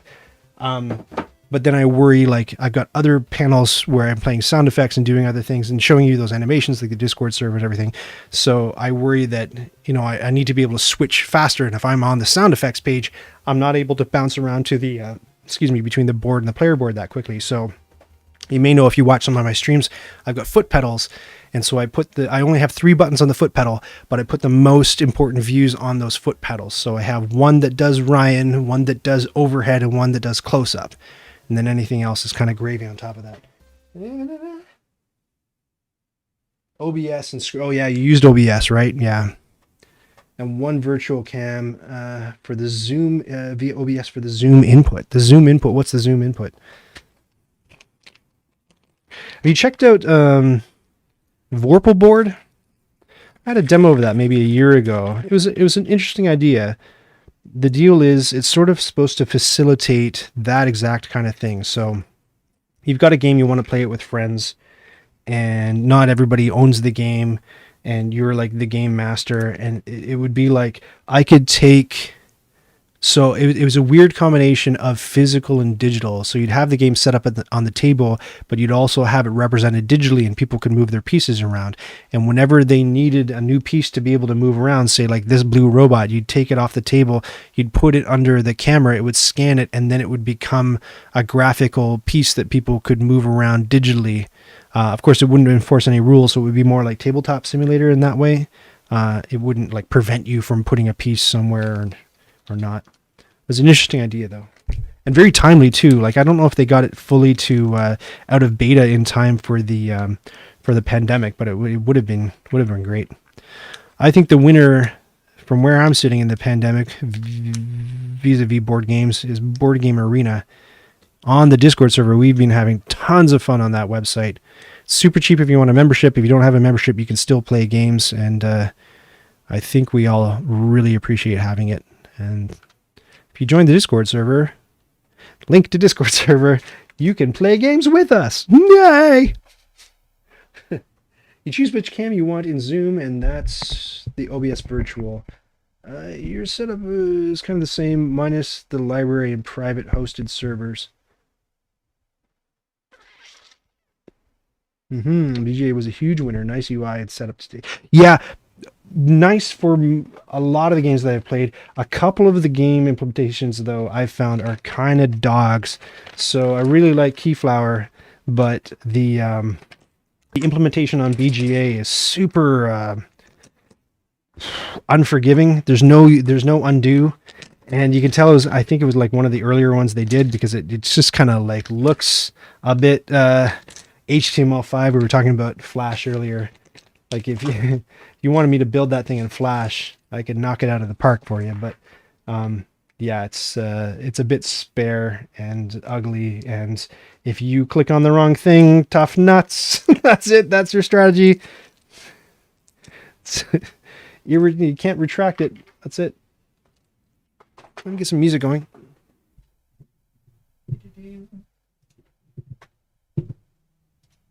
What shall we do?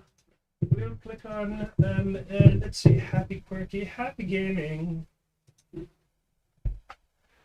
Epic Game. What I'm doing, epic? Putting a board game away, is that epic? Or is it a goofy moment? Geez, I don't even know. This will be fun. Heavy, epic, and ponderous. I think just so aptly describes what I'm doing here in this stream. It's definitely ponderous. Right, where the heck even were we? Were we looking at this view? Were we looking at this view? I don't know why it has not. Yeah, No Undo is the worst in certain games. I don't know why it does that.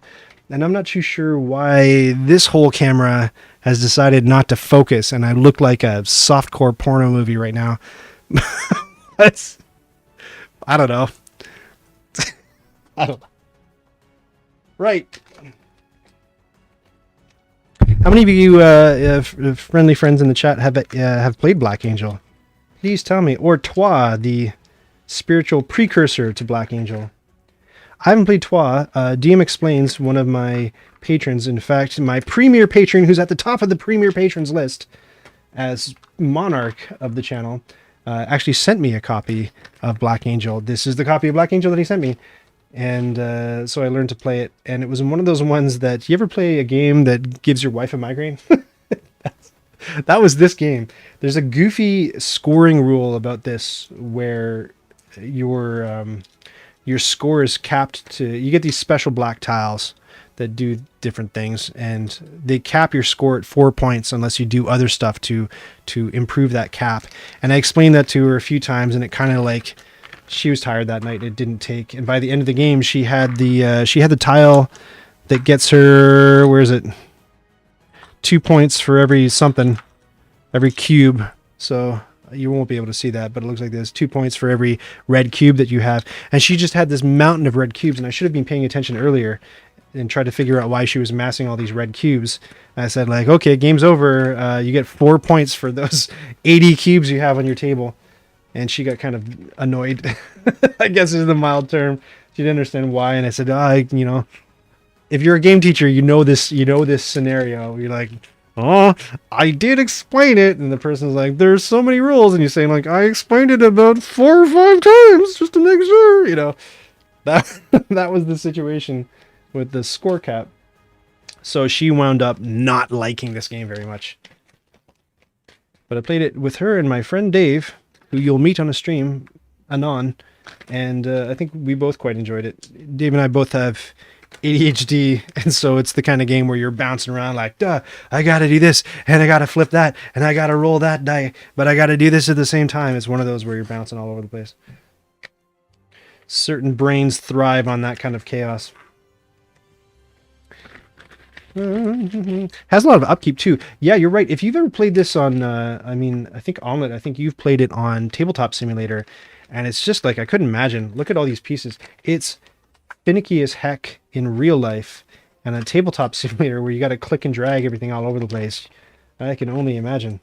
I think DM Explains keeps trying to rope me into a game on Tabletop Simulator. I'm like, yes, right away. Sounds like a blast for the next 5 hours.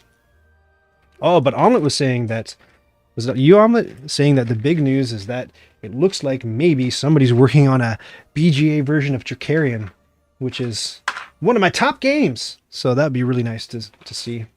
Talk about finicky, because we played that one time on Tabletop Simulator, the crew and I, and what was their game? It was like 6 hours long or something. And part of that was the game, admittedly, but part of that was because you're, clicking and dragging and futzing with things all the time. This game would be lovely to have an insert for, wouldn't it? You ever do this? You ever put a game away and like somehow You took it all out of baggies and then putting it away. You don't have enough baggies to put put stuff back in. Like, how did I even get it out to begin with? Right. Oh, listen to that adventurous, piratey music. I would so be up for Tricarion. Did you play that game with us, DJ Mark on Tabletop Simulator that day? I forget who was playing. I remember Omelette was playing. I can't remember who else was in with us. Oh, let me think. Was it you? Was it you? Tell me. Let me know. Sorry that I forget, but like I said earlier in the stream, I have active onset Alzheimer's, and everything about my life is like an anecdote retold to me because I didn't say anecdote just now, did I? Anecdote. Right. Almost there. Almost there. Oh my gosh. The action, the adventure, the excitement. The riveting saga of one man, putting away his board game. They thought it would stay on the table forever. They were wrong. This summer, Ryan Creighton, in a no-holds-barred, I don't know.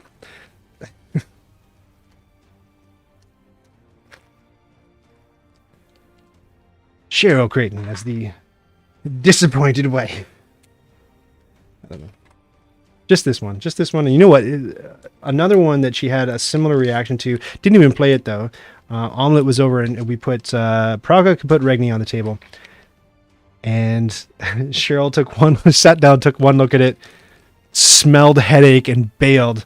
Because she was just like... She just noped out of there so quick. Like, I do not have time for this nonsense. Which is a drag, but I think I mentioned that I've been on vacation, which is why my streams have suffered a little bit. But I'm just going to put all these in a bag. I don't care. I don't care anymore. Anyway, I bought my own copy of Praga and put it out on the table on our little honeymoony anniversary board game fest. And she loved it. She thought it was a great time, which was surprising to me. But I love that she loved it. Now, here's another story from our little retreat. We spent most of our time, by far. I've had a copy of On Mars. She got it for me for Christmas last year. And it has stayed in shrink this entire time. And since then, you may have seen past streams where Eagle Griffin Games sent me 5 or 6 more games, and they remained in shrink. And finally, like 8 months later in August, I was able to open up all of those games, On Mars included. So I thought, what a golden opportunity that we have, being tucked away in this little cabin. It wasn't a cabin, it was a house. But anyway, tucked away in a whatever, space with each other, to go through this game and play it and give it its propers. And it seemed like a good idea at the time. So we sat down at 6 p.m. after finding our bearings. And I opened the game, and it was unpunched, so we punched it out. Fine. And we set it up on the table. And that took us to maybe 6:30, setting it up, punching it out. And we decided to go get pizza, so we grabbed a pizza and we came back. So maybe that took us to 7, maybe. And I thought, oh, just like we did with a much smaller game from Eagle Griffin, Fleet, the dice game, we'll sit down and learn it together. We'll go through the rule book. So I opened it up, talk about king of boring pastimes. I opened it up to page 1, and we put our heads together and we start reading the rules. And it only takes a page before she's like, I'm not into this. Why don't you go read the rule book and you teach me how to play? I'm like, oh, but honey, we're here. We got the, no. So she goes and reads some other book while I spend the next hour and a half reading the instructions for On Mars. By the end of that, I was like super sweaty. I'm like, man, I gotta teach you this game before it all leaks out of my brain, because I've mentioned I don't have the best memory in the world. So we sit down. This is a long story. I'll get back to chat in a moment. Not that long. We sit down and we go to play, and I'm trying to teach it to her, and the clock is like spinning. And so eventually she just says like, I'm tired. I can't learn anymore. My brain is full. We got to go to bed. We'll pick it up in the morning. I said, okay, fine. So that was from 6 till midnight is when we went to bed. It was on the table for 6 hours, and we didn't even take a single move. You know, we were watching other people's videos, and I mean, I didn't find them quite adequate to teach the game. So anyway, we get up in the next morning, and I think around, I don't know when we started playing, I don't know, 11 or noon, and it stayed on the table, and we played, and we finished the game. We finished our first play of On Mars at like 6 p.m. that evening. So it was on the table for a full 24 hours before we were able to get one 2-player game of On Mars in. Epic and ridiculous. But as we figured out later, like, when else would we have the time to sit and devote to that? And I thought it was a really good marriage project because, you know, it showed that we could tackle something challenging together and we could prevail and excel and, you know, get her done. And we had fun doing it too. And this is the crazy thing. As soon as we got home, she's like, set up On Mars on the table in the living room. We can chip away at it and take turns like every night. I want to play it. I want to play it. I want to play it. So she quite liked it. Right. Chat. What's going on? I have the opposite problem, says Mach Sue. I always end up with extra bags. Yeah, that can happen too. DJ Mach V has not played. Unmuted at last. Oh, you can hear what I'm saying. Believe me, you have not missed much. I'm convinced if I play a game enough, I will eventually only need one bag. Who was I talking to?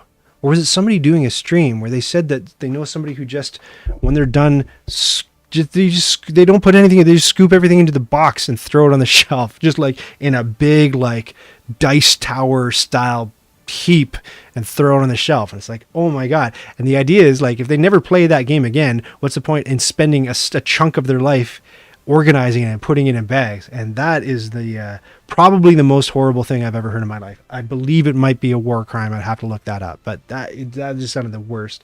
Even if I never play a game again in my life, I like the idea that everything's neatly nestled away and tucked, and I should really 3D print an insert for this one if I'm going to play it a bit more. Hey, Michael. I was gutted that I couldn't join. Oh, the Tricarian game? Yeah. Didn't start with in a world. It could. In a world. That's promising news for me and Praga. Why, Michael, are you planning on playing Praga with your wife or with my wife? I'm pretty sure that's against the Geneva Convention. You are right. I think only a good old stake burning is the only way to solve that one. Just teach that person by fire. Oh yeah, but so I was watching a TikToker whose handle I forget. He was going over another game that has this same kind of what is it when they roll logs under a platform and they take a log from the back and put it in the front to keep the thing rolling? That's kind of how the strips in this game work to make the spaceship appear as though it's traveling to a location. And there's another game that it's 3 designers who made Black Angel, and one of them went on to use this concept for another game, and I forget the title of that game right now, but maybe in chat you can tell me what the title is. But it was a very blue game. And when you take one piece, you take it from the back to the front and flip it, and so that was happening in this other game, except it was flipping from day to night time. So you got a night cycle in there as well, which is kind of interesting. Does anybody know? You think stake burning is against the Geneva Convention also? Well, whoever asked you? No, nobody wants your opinion on whether or not we can burn someone at the stake. It's a moral issue. We'll burn whoever we like. I got stake burning. I think I threatened DJ Mach V with stake burning earlier in the week, just because I got stake burning on the brain because I'm reading The Name of the Rose. And before that, I was reading this series called the Shard Lake series, which is about a hunchback lawyer in late medieval period solving murders. You know, that's what hunchback lawyers tend to do. And so I just, like, for months and months and months, I've just had nonstop medieval torture and stake burning on the brain. I don't know.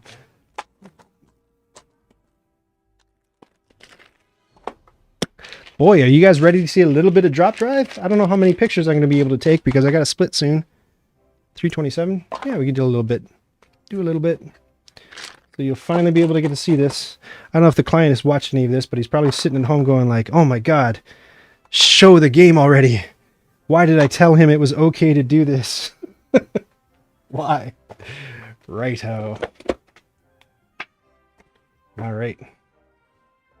Now what I'm going to do, should I do that? Can you see that? I'd love for this not to be behind me. I'll put it on a different monitor.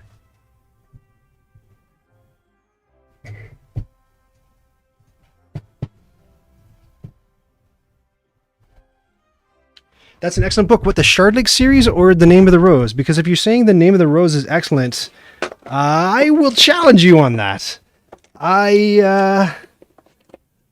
Here's the situation. My wife, Cheryl, decided in her wisdom, and I think this is a smart choice, our kids were staying up too late, and it's because the internet was on and they were goofing off on the internet. So we decided last year to cut off internet access at 10 p.m. Fine. But the device we got cut it off for the entire house, which meant that I got no internet access at 10 p.m. So I couldn't goof off on TikTok or whatever either, which is a drag. So I started reading books, and that's why I was able to read so many of the Shardlake books. So I was reading every night at 10, and I got through tons of books. I read Foundation. That was also terrible. Shardlake I liked, but there were problems. Anyway, so then I eventually got to The Name of the Rose, and it was summertime, so we started turning the internet back on at 10 p.m. And so it has taken me months to read In the Name of the Rose, or The Name of the Rose. And I think that, I don't know, it's just going really, really slowly. I'm finding it really difficult. The guy drops Latin phrases all the time without really defining what they mean. You're just kind of like expected to know Latin or like pick it up in context, which I think is a little bit disrespectful to the reader. Umberto Eco, he's Italian and he's a professor, and so I guess he just expects everyone reading the book to be super smart. I'm not super smart. I'm doing my very best with this book. What do you have to say about Name of the Rose? Foucault's Pendulum. Yeah, didn't we talk about this before, DJ Muckby? You said you liked Foucault's Pendulum. I have not read that, but I just find, man, oh man, I'm one to talk about people talking too much, but those monks in The Name of the Rose, like it's supposed to be a taut murder mystery, and I don't find it taut at all because most of the book is just them like blah blah blahing about medieval protocol and dogma. This, by the way, is a sticky roller, and I'm using it because one of the requirements of making videos for Rahdo's channel, the channel manager requested that I use a table covering, a black table covering, and we tried a bunch of different things, and the only thing that I found that really worked was this nice piece of velvet that I picked up at a fabric store. There are a couple of problems with it. One of them is that you can discern the weft. Is that the right word? The pile, you can see lines in it when I don't know if you can see that with the lighting the way it is, but you can, if I move stuff, like if I drag a card or something around, you'll be able to see a trail left from the card, which is kind of a bummer. So that's problem number one. Problem number two, the much bigger problem, is that it picks up lint and hair like you would not believe. So if you watch my videos that I put on Rahdo's channel and you see fluff or fuzz or stuff, it's not because I'm extraordinarily filthy or because I didn't bother to clean the table, but just like you can't see it from here, but with the naked eye from down where I am, just you'll do this, I'll roll it, I'll be fastidious about it, and then seconds later, all kinds of little linty white marks will show up, and they're extremely visible on camera, like, because it's a high contrast thing. It's like a white fleck against a black background. So I'll do my best, and sometimes I'll even, in post, I've photoshopped out little flecks and stuff, but I've even looked at Rahdo's videos, and I can see flecks and the occasional little, like, squiggle hair or whatever. They're not short and curly, don't worry. But like I have cats, so sometimes I track cat hair, and I know Rahdo has a dog, so maybe he's got a couple of stray dog hairs that wind up on his table. But it's a pain in the butt, and this is one of the things I do to combat it. But again, if you have any, we looked at getting what's it called, neoprene mat. But another thing is that one of the ways that I do what I do is I use some sticky tack to stick things to the table to be able to flip them and stuff. And the real big drawback behind having a table covering like this is that the sticky tack won't stick to this. And if it does, I'll pull it off and it'll, create a big wave and stuff will fall over. So I can't do as much stop motion stuff with this black table covering. If I have it just on the naked yellow wood IKEA table, I can stick things a lot better and do more animation like that. Right. drop drive. And now.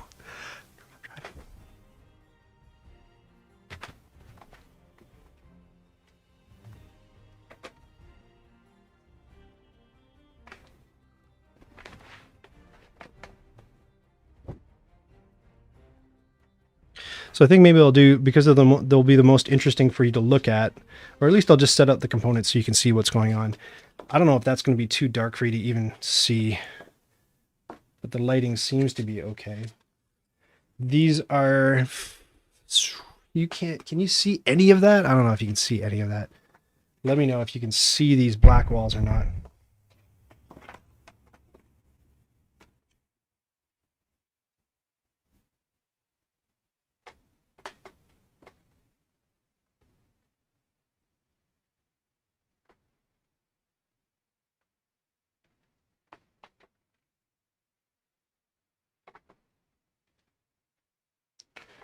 These black walls define the play area. Let's get some space music going.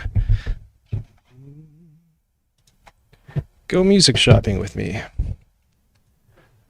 Gaming, electro.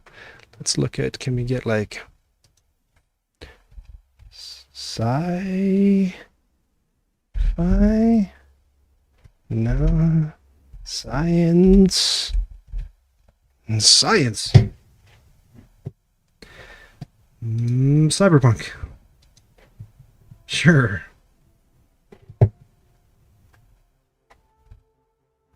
You can see them. Okay, that's good. On my monitor, I'm really blurry on the monitor too, aren't I? For some reason, this guy's not focusing. Oh, probably because I got him on locked focus. But OBS won't let me change the camera settings, it seems, in the middle of the stream. Let me try that one more time.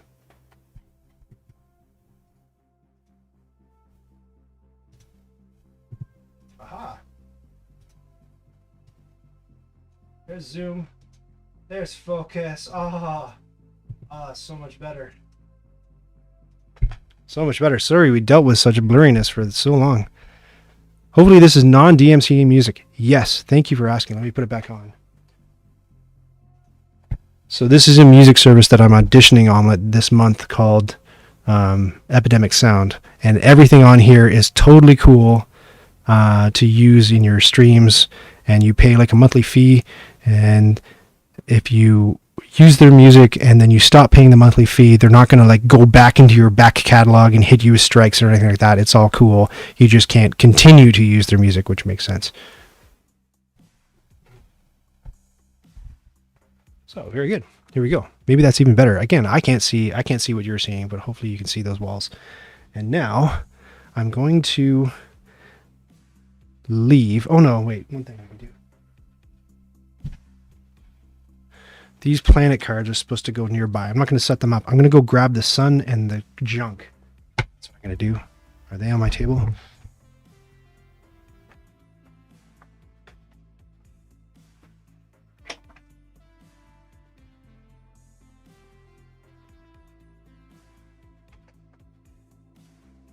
They're upstairs. I will be back in moments.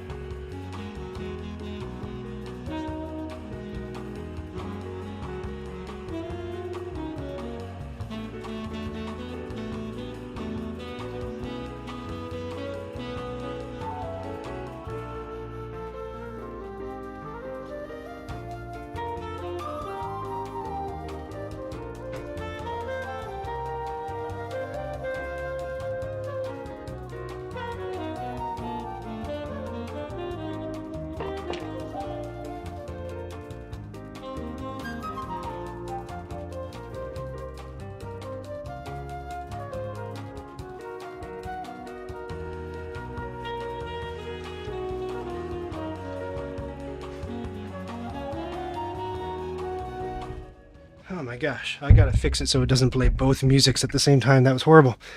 But look, it's Drop Drive. We got it. So here is the aforementioned Styrofoam Sun. Prototype. That's not a final component. Our music has stopped. There we go. These are tokens that are credits, so that's like your points in the game. You get money for doing things. So we don't need those. We'll put those aside.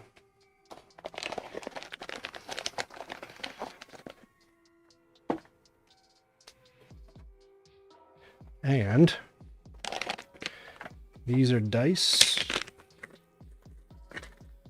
and market tokens. So we don't need the market tokens, but we do need the ships. We don't need the dice for these board shots. Just the ships. Everything else can go away. Probably didn't get a very good sense of the game from that scripting exercise at the beginning, but now you'll really see what it's about. Now you'll taste the true power of the Drop Drive. I'm worried though that I'm missing a crucial thing. Oh no, it's in there. All good. These are, now I'm really worried about these thin walls, about knocking them and wrecking a shot. But this is most of the stuff that gets dropped. And I'm only supposed to have 5 of each crystal. 1, 2, 3, 4, 5. Not, oh no, or 6 of each crystal. Hold on. I might have to check the email.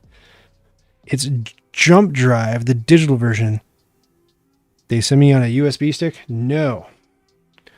What are we saying? Is there a game called Jump Drive? Or are we making jokes? I don't even know. No, Drop Drive, because you're like dropping the ship into the play area. I'll show you in a moment. I don't really think that I have enough Yule cubes to actually play the game in earnest, but so the big cubes are planets. Put those over there. 1, 3, 4, 1, 2, 3, 4.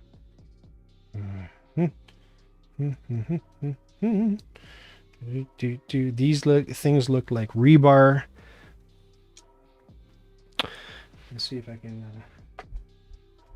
Can you see over there? Nothing. Hold on. Rebar. You know, and you've seen these before in a million games, and the ships you've even seen in other games. I think those ships are being worked on as well, and the planets are big cubes. All this stuff is subject to change because they're working on it. You know, pending the Kickstarter campaign. Let's see how it goes. Which again, I believe is beginning of October.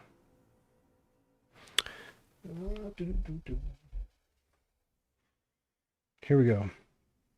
Now, if you'll pardon me, I just have to check my email real quick and see how many things are there. And meanwhile, I can also move the overhead camera so that we can see a little bit better.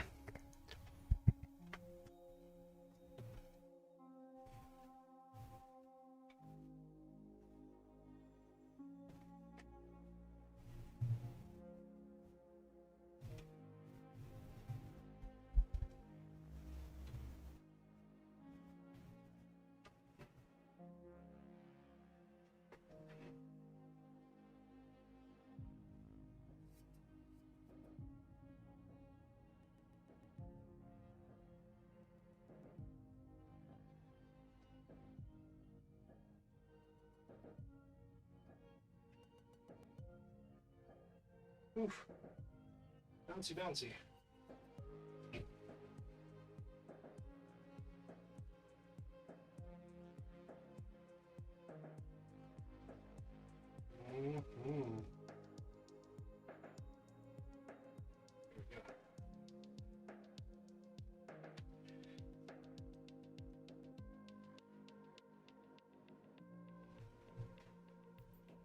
Now we can see what's going on. That's looking a bit better. And I will also pull that shot out a little bit. To do that. You can never do that. You never adjust your camera on screen. That's poor. But it's not like this has been a nope. Super pro stream from the beginning, so thank you for your your tolerance. There we go. Look at all the things we can see now. Still very high contrast.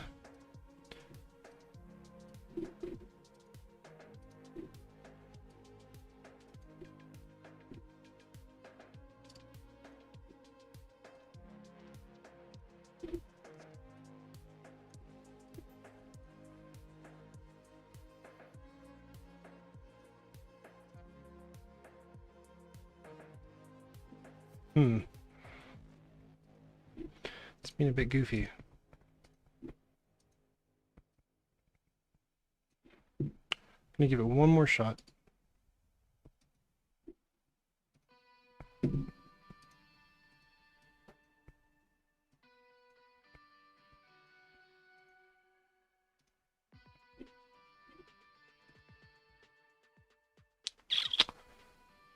Foucault's pendulum is a lot easier to read.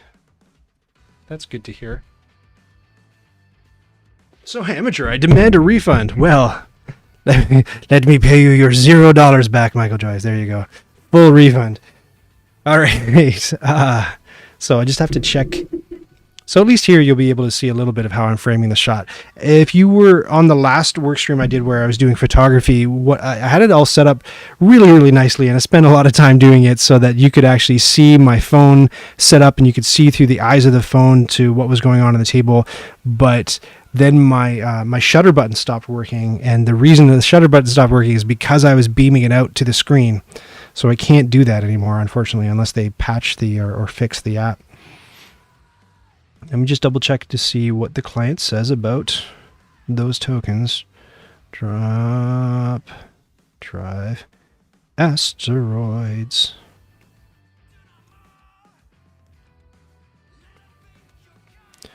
The idea is, publisher, by the way, Phase Shift Games. It slipped my mind until I saw the email.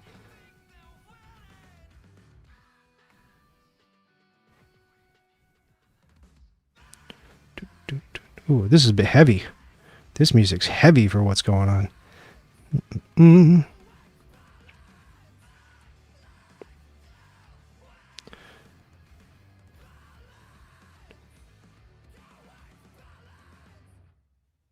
Almost there.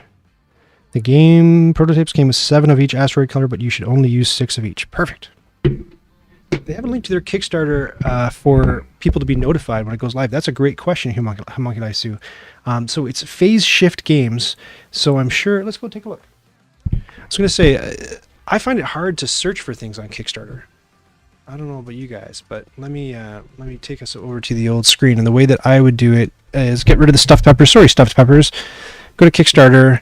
And then I would look up, I know that Dungeon Drop was a Kickstarter thing, so I look up Dungeon Drop by the same publisher, and it's right there, and that's by Phase Shift Games. And Phase Shift Games, so Jason Michelli, or Michelli, is the dude, and that's his website. I wonder if they mentioned it on the website. So he's only had 2 created, and I think both of those are Dungeon Drop, and so it looks like they don't have a Remind Me page up yet. That's what I'm guessing. But here. Oh, I just noticed it in their banner. Nope, that's not what I want. That's not what I want. Yes, this is what I want. Oh, they do. They have it. Have I permitted myself to post links in my own chat? Let's see. Did that go through? Hopefully. Yes, it looked like it went through. So there's a link to Drop Drive on Kickstarter. So you can just hit that Notify Me on Launch button, and you'll get an email when they do the thing. Great. Yeah, I'm glad you guys are interested. All right, so 6 of each of these. 2, 4, 6. Chuck this one. 2, 4, 6. Chuck this one. 2, 4, 6. Chuck this one. 2, 4, 6. Chuck this one. 2, 4, 6. Chuck this one. There's my ships. Here's another thing that I do when I do this photography. Check this out. The one thing that it's funny. The one thing that I was kind of okay with there being like, I was gonna say another thing that causes a lot of like flecks and stuff on the table on the black cloth is that it's flipping board games, right? So they're cardboard, so they shed all this little pulp and paper nonsense everywhere. So you think you get the thing clean, and then you just put a player mat down, and suddenly it's like board game dandruff all over the place. So I thought it would be sort of semi-okay if a few flecks show up, because it's outer space and those are stars.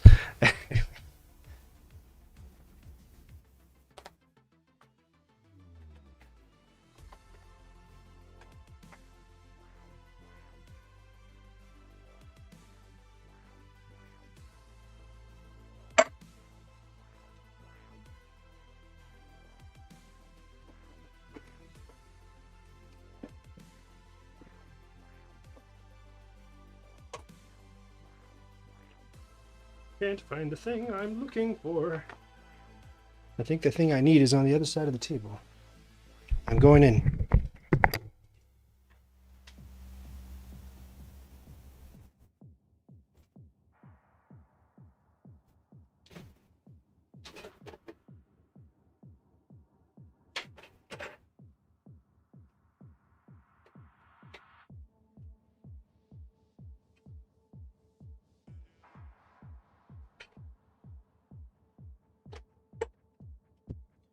So because when you're doing stop motion, it's important for everything to stay still, and tablecloth fights against that. I have table clips that keep everything in place, but I've not been very good about putting them away properly, so I can only find one in the box, which is a drag, as we say in the business. But at the very least, I'll be able to clamp that part of the table down.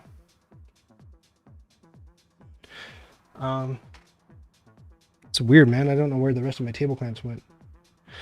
Oh well.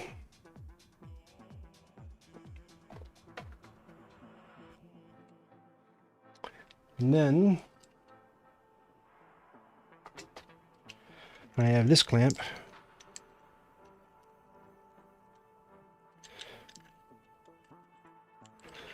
Yeah, you're not the only one who can't find anything in Kickstarter. It's weird. Like, if you know the things on Kickstarter and you know the title and you know the publisher and you type in the title and the publisher, like, search won't find it. It's weird.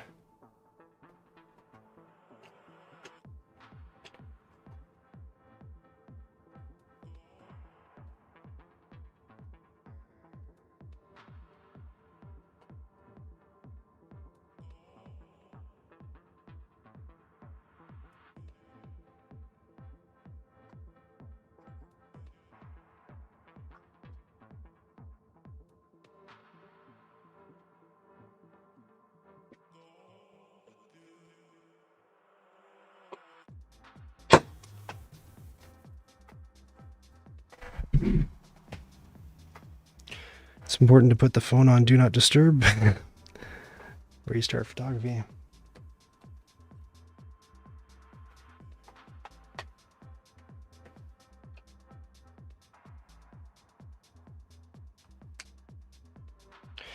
And the app I mentioned that I'm using to take the photos is called ProCamera, but I really can't recommend it because of those bugs I mentioned. So you won't actually be able to see what I'm doing with the camera because of the bugs, which is kind of a crappy situation. But but actually the first couple of shots that I need to get are the actual drop shots. So let me work on those. They're video shots, not stationary or static shots. So one thing I like about ProCamera is that it lets me set my my white balance by number. So I've got that locked in, and then I can set the I can lock the exposure so that the exposure is not constantly changing depending on what I put on and take off of the table, which is great. But the cons are starting to outweigh the pros with this thing. Ooh, that's kind of like a lot of stuff to put in the old hand-a-roonies. I don't know if this looks nice. No, it looks about as nice as it's gonna look because it's prototype. I don't think I can make that look any better. And the styrofoam is really letting fluff off. Okay, here we go.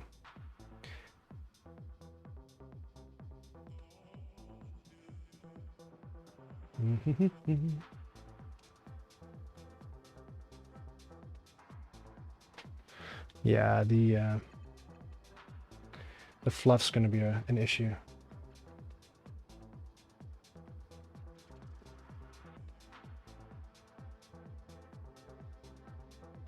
So I'm switching over to Filmic Pro for my... Actually, I don't know. I don't need to. Actually, Pro Camera, I just remembered they added a video feature to it, I believe. How do I get into that?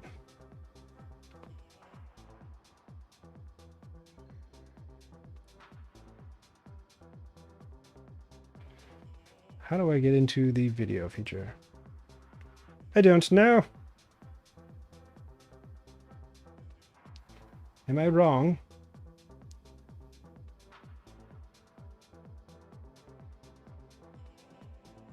I might be wrong.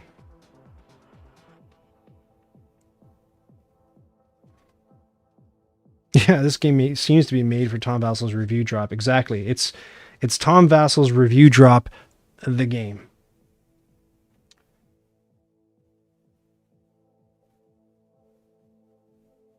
Aha, aha, I've discovered it. Video. Of course. Now it's changing my white balance entirely. Oh my god.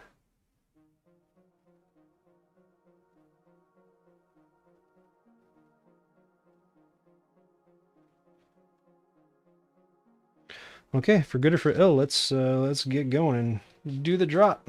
They say to drop everything from 6 inches above the sun. Hard to fit it. I don't know how people with small hands are going to be able to do this thing. All right, go. Oh, look at that. Oh, look, I got a crappy burn on my thumb. Oh no, I'm gonna have to tilt my hands so they don't look so disgusting. Oh man, no, I can't do this. This is crap. Oh, it's crap. Let me get a different vantage point on it.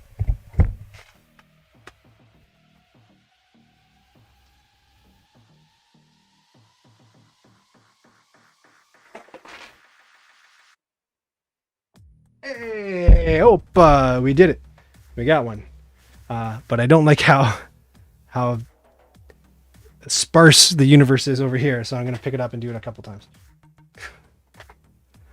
Once again, if you thought paint drying was exciting, wait till you see board game photography. Oh, look, man, that fat planet just like blew the wall out at the back. That's no good. Like I say, the walls are going to be sturdier in the final.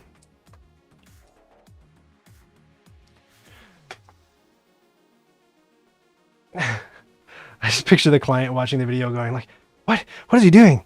Dropping them? You don't drop them? Did he not read the rule? You do drop them. You do. I'm pretty confident that that's the main appeal to the game. You get to throw stuff around your table.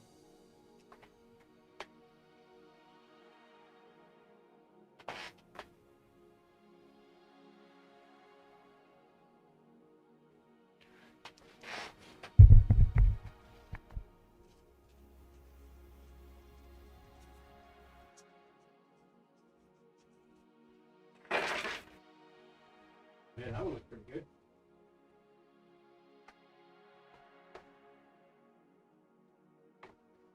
That one wasn't bad. Let's try that. Oh, it's Ben! Hello! Stunt double. Except they want you to... Anything lands too close to the sun, you're supposed to pick it up and redrop it.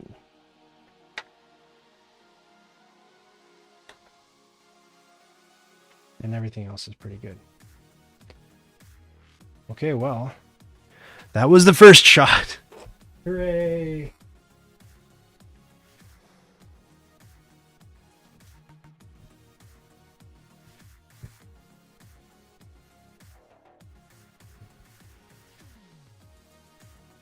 Okay, now I'll show you what the nav tool looks like. It is this. So this is your main interface in the game. Here, I'll put it down here. This thing has got a number of links in it, like this. So depending on what your your ship says. So the Elusive has a drop drive rating of 3. So you'd put 3 of these links together. Let me just check the different drop drive ratings on the cards and see what we're dealing with here. That's a back. So the front 4, 7. Oh my god, I can go to 7? 5. I'll do 5. Maybe 5's average. So we'll do 5 or 6. The idea is you straighten it out, and that's the height from which you drop your stuff into the arena.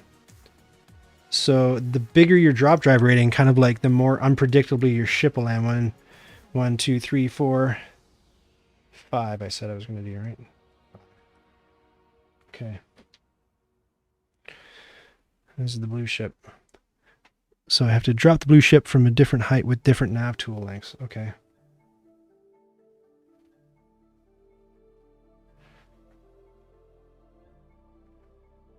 Oh, that thumb of mine.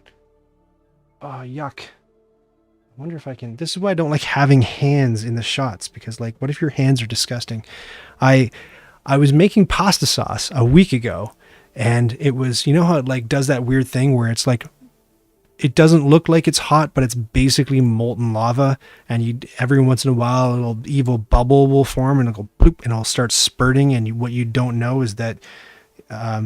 third-degree burns are around the corner. Well, I took the lid off, and a little sploosh of pasta sauce jumped out of the pot and hit me on the thumb, and like just basically seared its way down to the bone. So now I have a little burn on my thumb that I don't think looks very good on camera.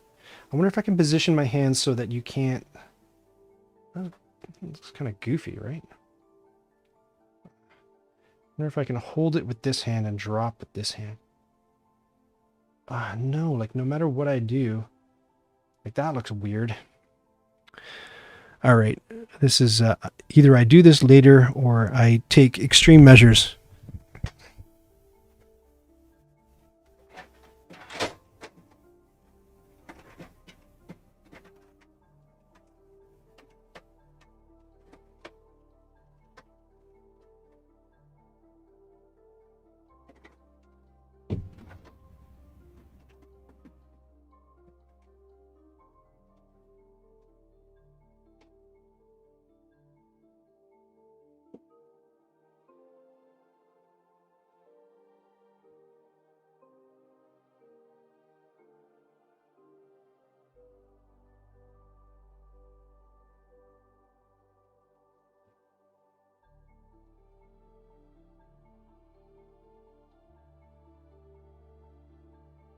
What do you do when your extreme measures can't be taken?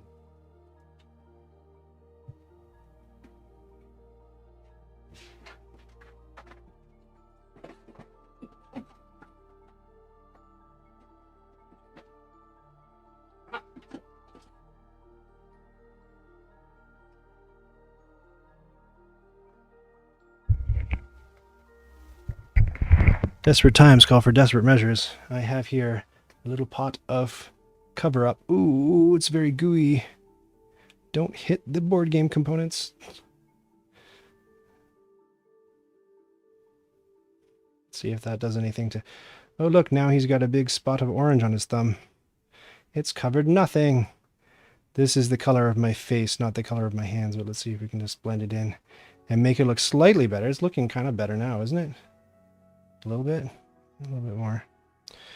I'm not a person who wears makeup very often, so I don't really know the dark arts behind it, but that looks better, right? Hey, you wouldn't know. No one will know. How will they know? Okay.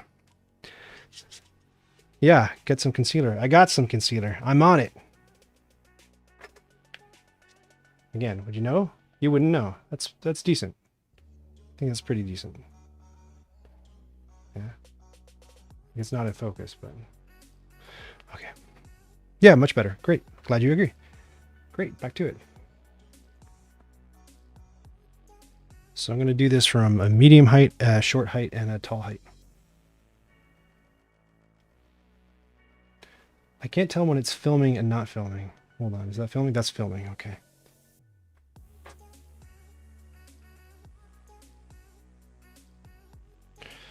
I'm going to start with it crimped.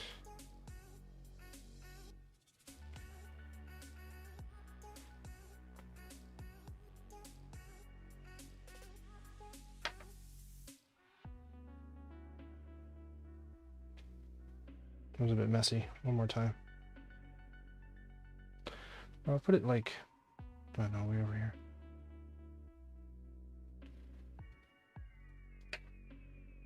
Ooh.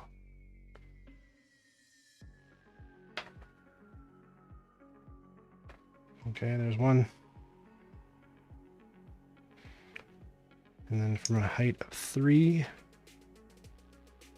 If you're just joining me, what the heck is going on?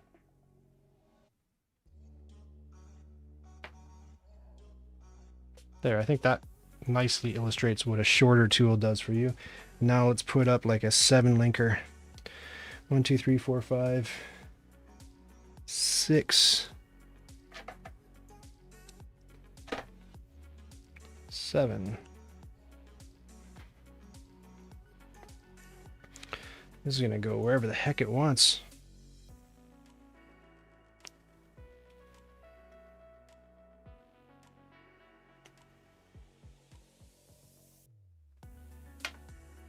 No, I want it in frame.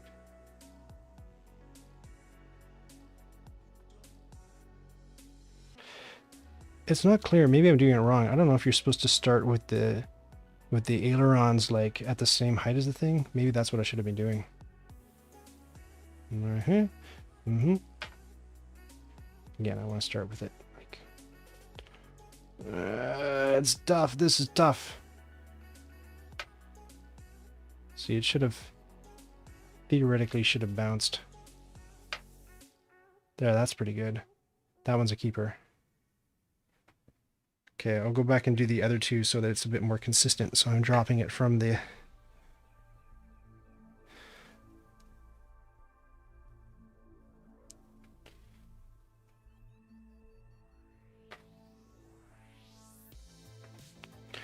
Then we'll go to 5. Is this rocket science? Yes. When people refer to rocket science, DJ Muckby, this is exactly what they're talking about. Study for years to do this. Can you imagine? Go to schools like Waterloo.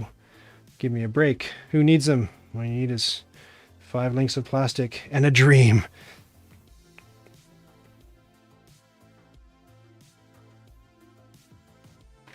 Nope.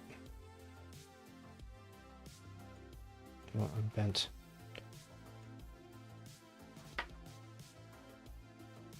Sure, that'll do. I think, I hope, I don't know. It's hard, man. It's hard. That's tough. Tough to film, not tough to do.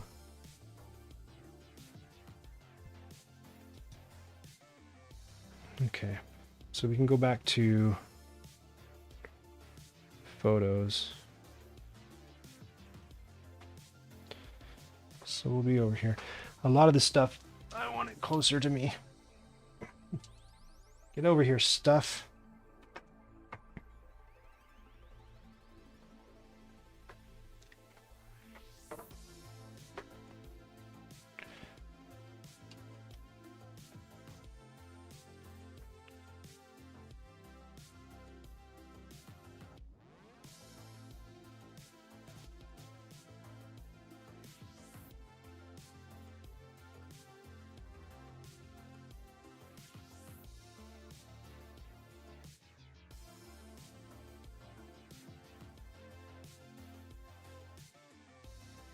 Okay, and you saw me doing this last time we did photography together. I used my little whiteboard to slate all the shots. So last time I had the actual script up on the screen so you could read the shot that I was trying to frame, but I'm less organized now. I thought as much. Everyone sometimes used the expression, it's not rocket science. It was never this, so they're right. That right there is some logic, my friend.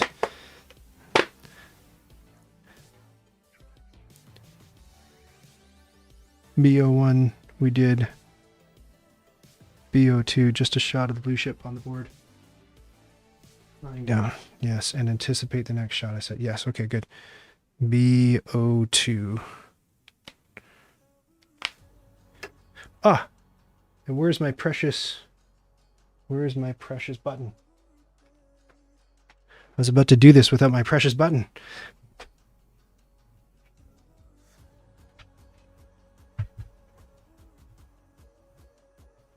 Give me one moment to go get it.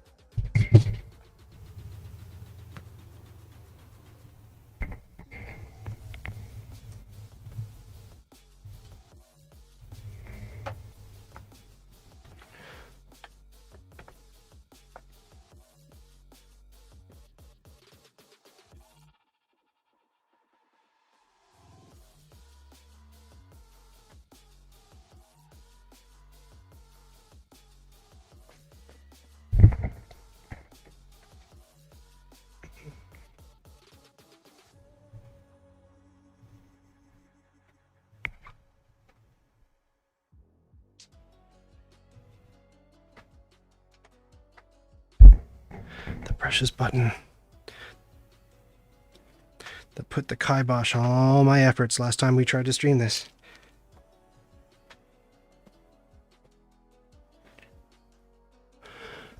Now things shall go hummingly.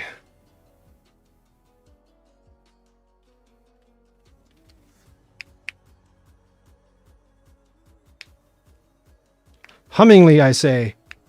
Click. Not working because not on. Ah.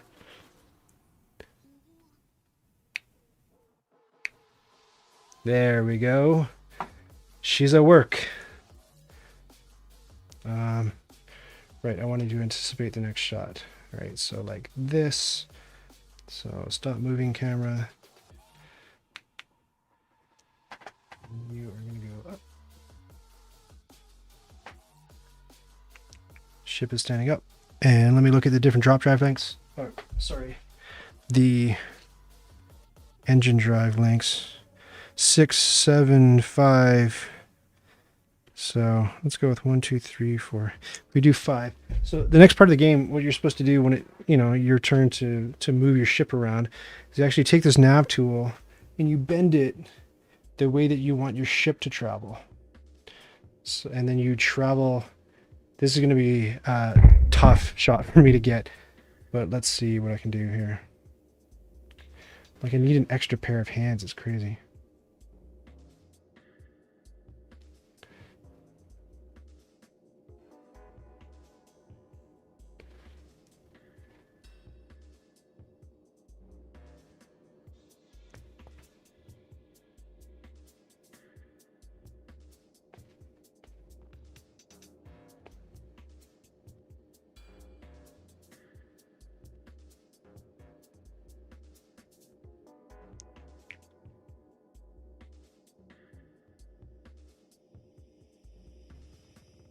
Oh, my hand is right in it.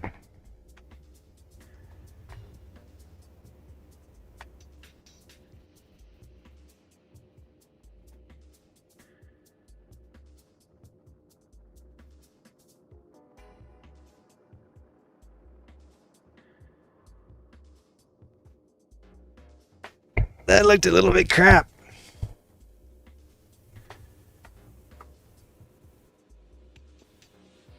Here, we'll do it like this. We'll do the whole thing in one shot instead of doing a... Oh, man, the white balance is really off though in this shot. It's terrible. It's a very yellow shot. You can't see that, just trust me.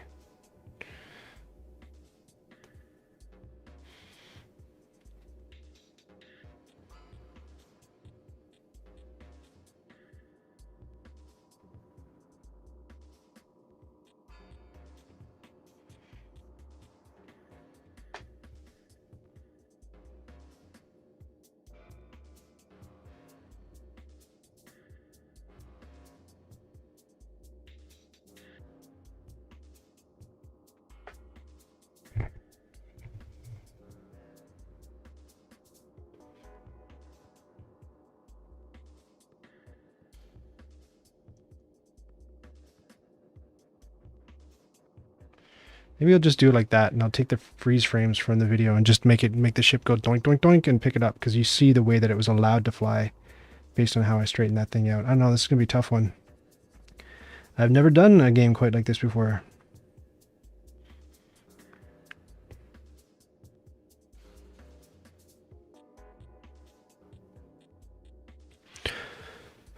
It's not rocket surgery. One of my favorite mixed metaphors, my absolute favorite mixed metaphor is, does the Pope crap in the woods? That was a good one. All right, this music is a little bit tense for when I'm doing it. It's making me nervous. BO2.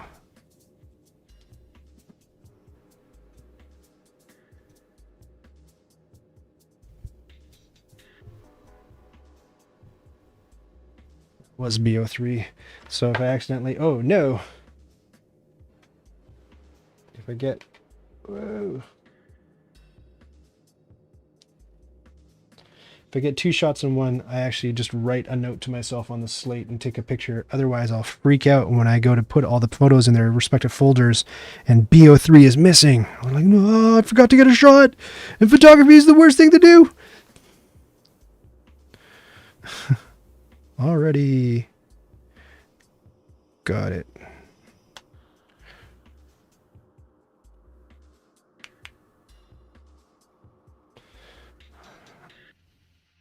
But I already got it on video. I don't know where these videos end up because I've never used the video camera on this app. Okay, cool. Next shot, BO4. Drop a blue asteroid and a salvage. No problem.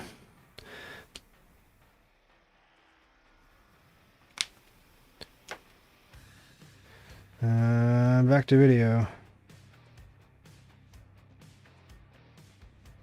I'm gonna go, you know what, I'm gonna go with Filmic for this just because I don't like what it's doing with the white balance on the camera. Filmic, I know exactly where to set the numbers. 4200 white balance, that should be good. I see a stray hair that found its way in there, which you can barely see sitting here, but will show up like a lightning bolt on the final thing. I can see a lot of this. You might not be able to see it on your view, but a lot of this like dander is going to show up and I'll have to like treat it with color later to...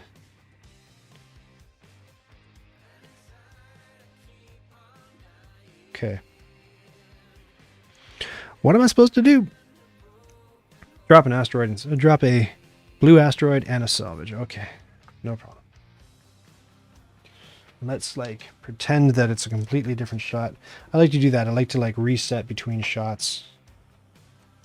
But I'm worried though that repeated droppings of things on this temporary styrofoam sun will dent the sun.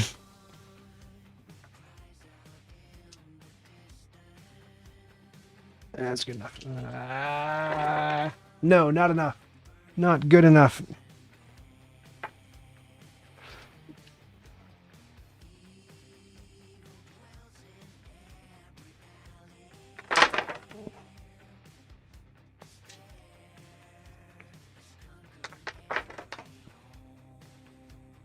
Ooh.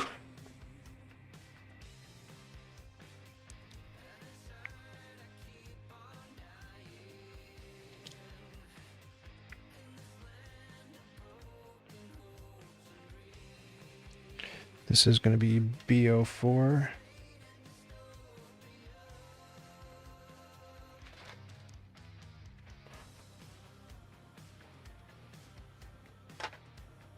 Oh, I didn't hit the sun.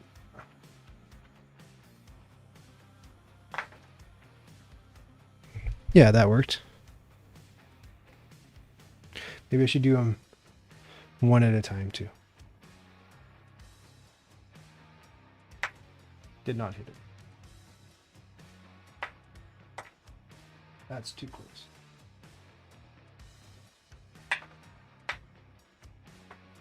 I'd like them to land in the shot.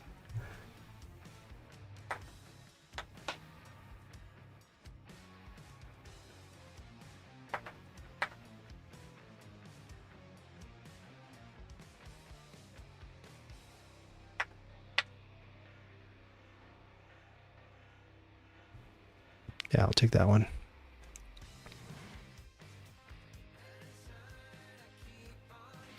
BO5. Redrop a fuel. So I'll pan over to a spot that I have not looked at yet. Mess it up a tiny tad.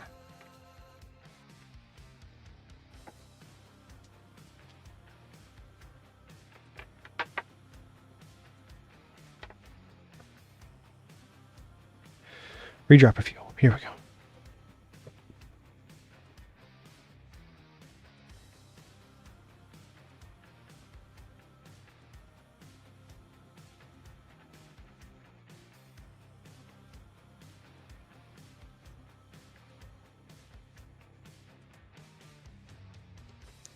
Surprisingly rocky, badass music for what's actually going on.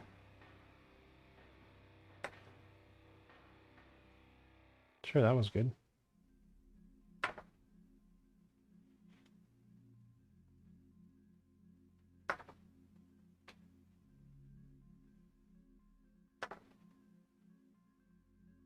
Also good. I'm not sure. I'm not sure that the sun is supposed to move when you drop things on it, but that was B05, B06.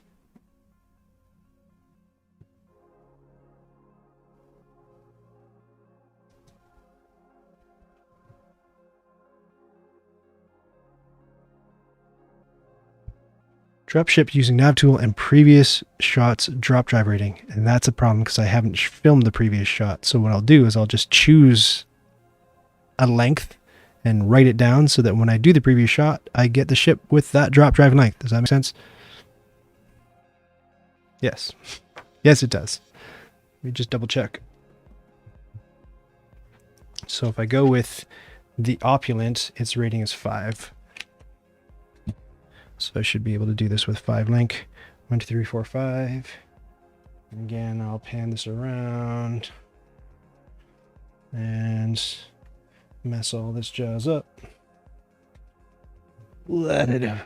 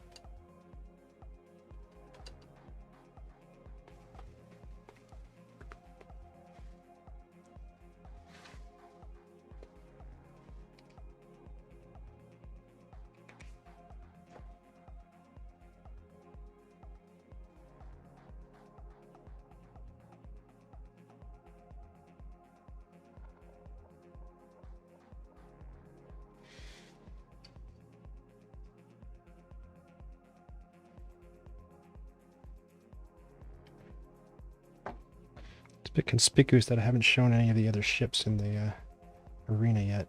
Let's get this guy over here and put the purple one up here. Okay.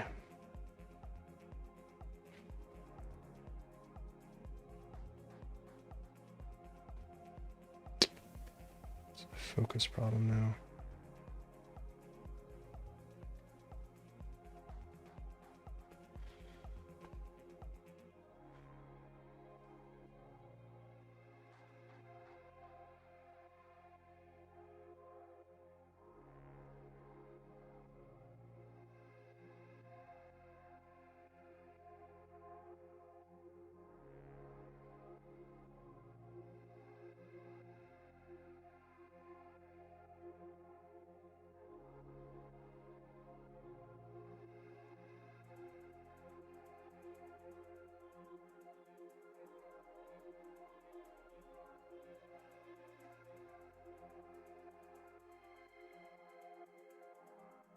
This is tough. Where am I landing here? Right. It's tough to get it like in focus. Right there.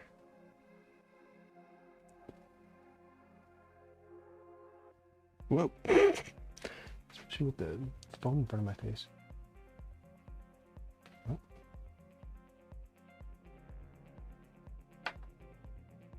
That sucked.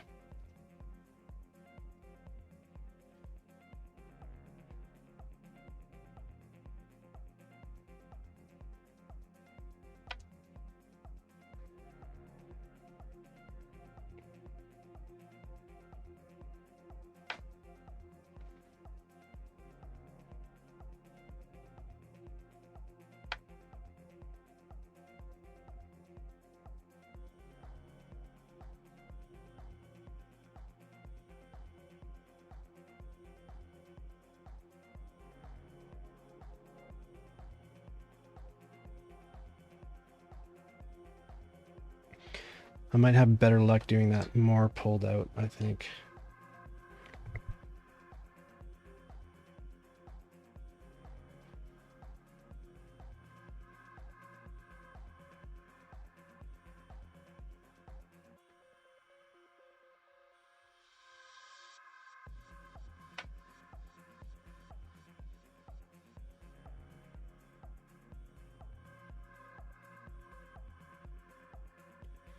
I didn't even think this actually is rocket surgery.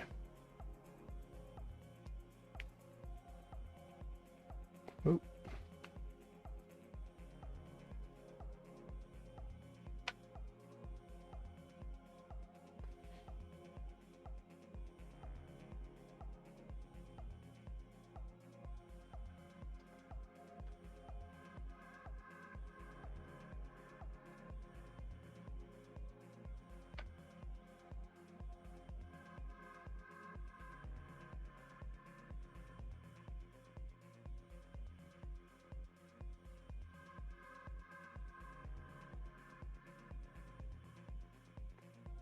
That was pretty good. I'll keep that one, I guess. B06. B07. Fly somewhere with the nav tool and grab a couple of things.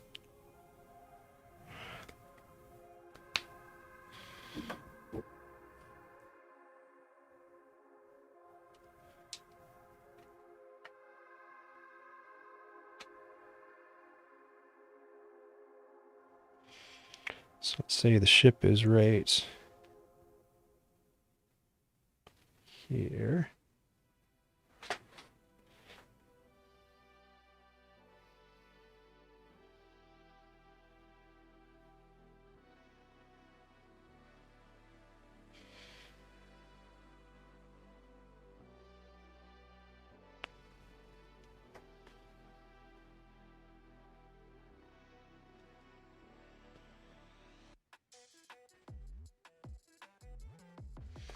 Try that a different way.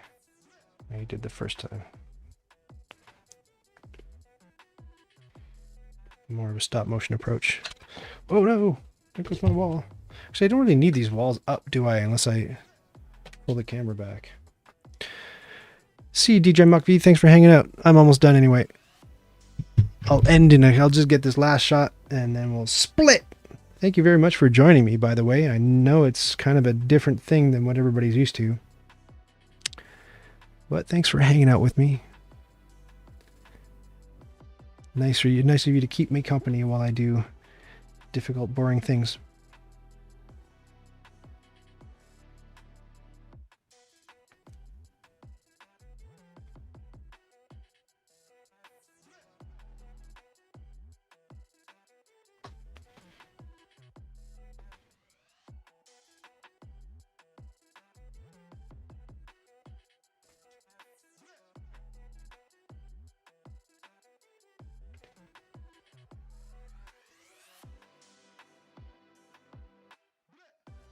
And I'll do hold trims on those to make that work. Cool! Back to the computer.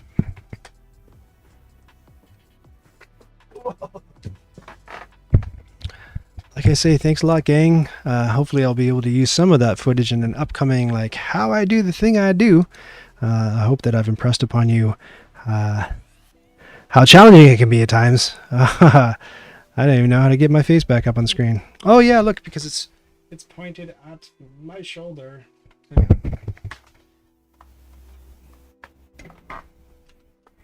But I do want to plug really quickly, if I may. Oh my lord! Oh, the sun! The sun! It burns! Oh no! Now I'm in blackness! No! I do want to plug. If you like watching streams that are maybe slightly more entertaining than this style, on Thursday at 1 p.m. It's a Gen Con announcement by Asmodee / Repos Productions. They are unveiling their brand new Seven Wonders adjacent game, Seven Wonders Architects. And I have obtained a copy through illicit measures. No, they sent me a copy. And I'm going to be unboxing that and reading the rule book and playing it somehow on the street. I've never played the game. I don't know how it's played, and I can't seem to get my hands on a rule book. And I refuse to open it and read the rule book ahead of time because I thought I'll explain why I'm going to do it that way on the stream on Thursday at 1. So hopefully you can join me for that. And check the rules and regs on the website, but I'm also going to be, or they're going to be giving away a copy of Seven Wonders Architects. So join me for that. I hope you have fun there. Any further questions? No. Nobody's watching anyway. Thank you so much for watching, and I'll leave you with the usual thing, if I can find my thing, because I still don't know how to raid people yet. Whatever. It's gonna be hard. It's gonna be